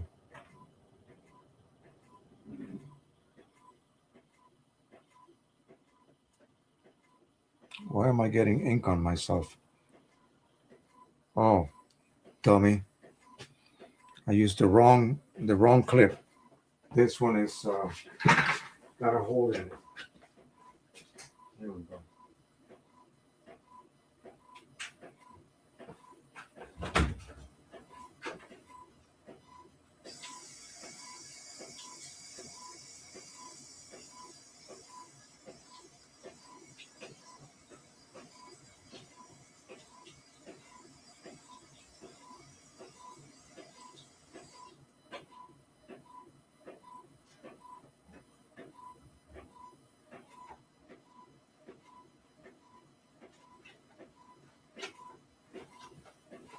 Maybe it's my cartridge. It wasn't sealing well, and so I was getting ink dribbling out of the bottom here. This is not a hole. It's just ink is not. Let me see what happens if I remove the plug.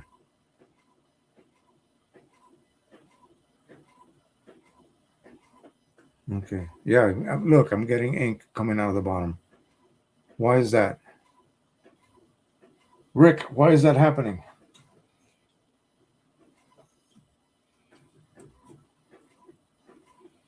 Maybe I should change to the other clip. Maybe it's just my cart not sealing.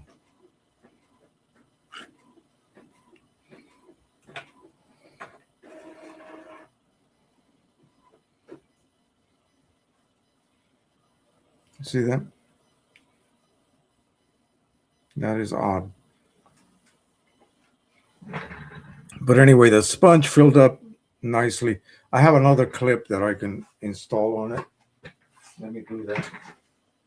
Let that baby dry over there, and we'll be good.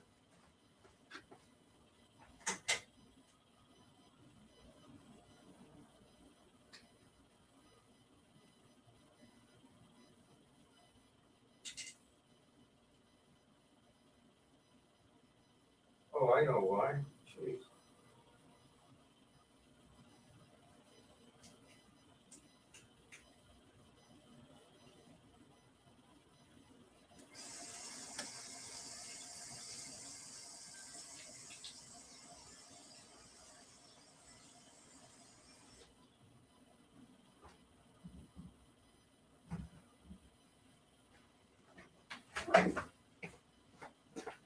I don't know where I got that clip from. It didn't have the seal on the bottom. Of course it's going to leak. This one doesn't leak. No leak at all. It didn't have the seal here inside. So it's an open hole. And of course, when you have the plug off, it's going to begin to flow. At least now I know it's flowing. So I don't have to do a drip test. So about this much. That's about 1/8 of an inch from the top. Pour the rest in. Close the bottle. And put the plug in. And this one's ready to go. No one guarantees that you're not going to get ink on your fingers. It's a badge of honor, actually. That's the way I like to tell people. All right, let's get the print. Oh man, that's going to be nice. Look at all those stars in the sky. Yikes, that's going to be beautiful. See it? There you go.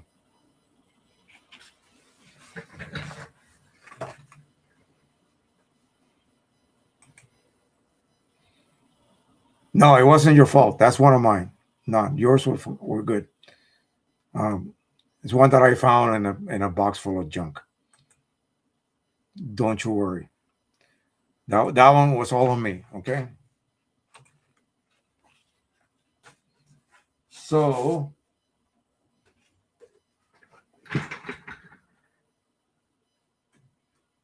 I'm going to have to trim off. This is not going to be an 8x12. This is going to be more like a 8 by almost 11. You make sure the most important thing is get that signature in there.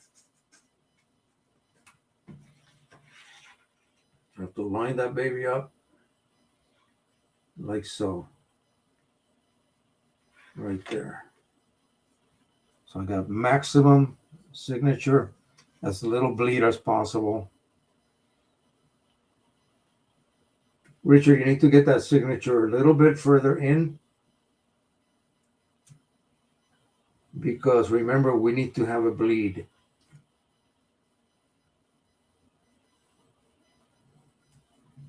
You must have a bleed. So please try to get that signature maybe another 1/4 inch inside. That will guarantee that, your image will not have the signature on it.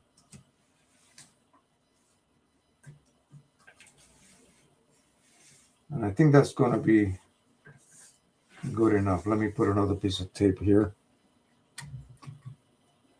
It's pretty silent upstairs. I think my wife left, which means I can work on some of my miniatures. I don't want to disturb her running my saw upstairs. It's not that it's super loud. It's just, it makes enough noise. She's watching something on TV or whatever.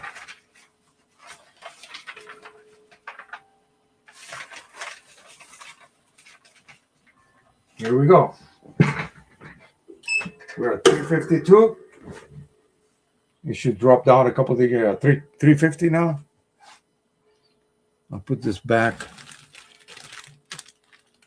So I got a nice little supply of ink here for the Pro 100. Once I get it revived and printed, it's right over there.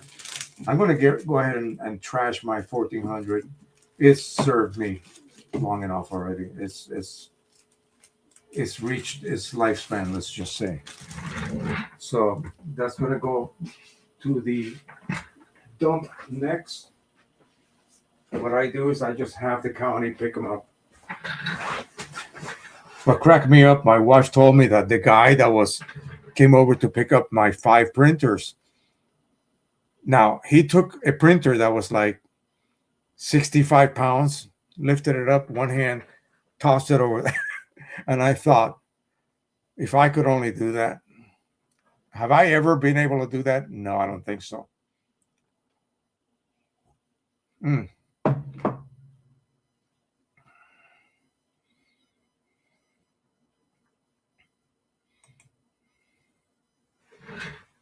20 seconds. Yes, it was. It was a huge box. Lots of they had corner protectors on the 2 packs and lots of paper. You probably could have put 20 more packs in there, maybe 40 more packs. It was about that thick, that big.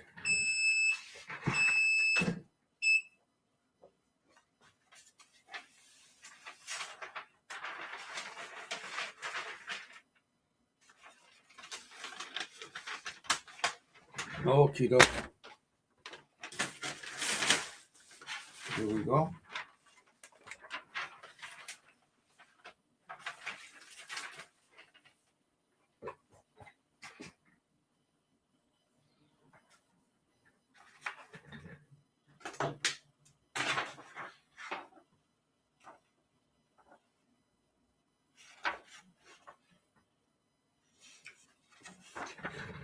There's a little tiny glitch right here. I don't know if you can see it. And we'll call that a UFO. You can see it on the print. But, and again, I don't know where that came from. It may have been an area that didn't fully dry. I didn't really dry it that long to begin with. But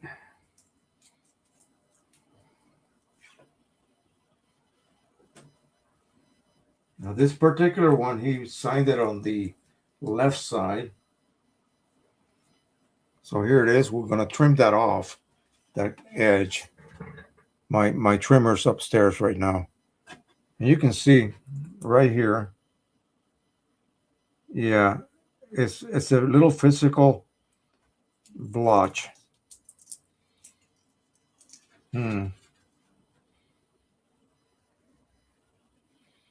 I wonder if I can remove it with an alcohol pad. But anyway, yeah, I think it'll come off. There it is. And gosh, I'm looking at it. Let me load both sides. And yeah, I agree.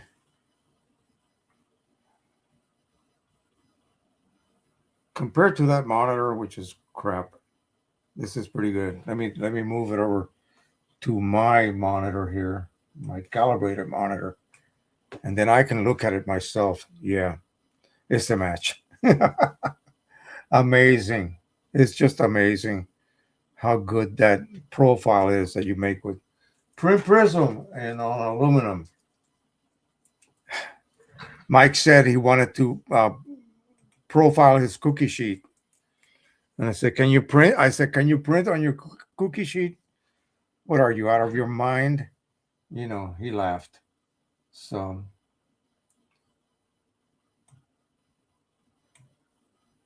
hang on 1 second. One of the other questions was about what do you do when you see something odd or wrong with your prints. But I gotta go, guys. It's almost 2:30, and I'm gonna have to pick her up. So she had a very short meeting, with one of the secretaries. So we'll save this for next time. Okay.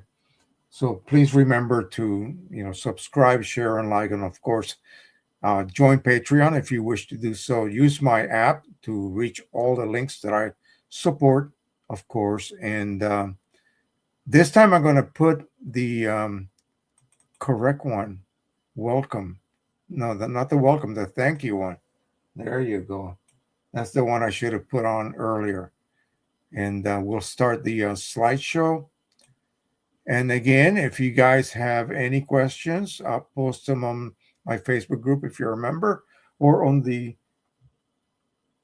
comments below, as they say. These YouTubers love to use this phraseology, if you will. Go ahead and do that, and we will see you next week. Bye bye, everybody. Let me get this loaded up. Come on, sometime today. It's going like this. I don't know what. I don't know what's going on. If that does not load, I'm just going to go ahead and leave you guys until the next time. Happy printing. Okay, there it didn't want to load. So until the next time, bye bye everyone.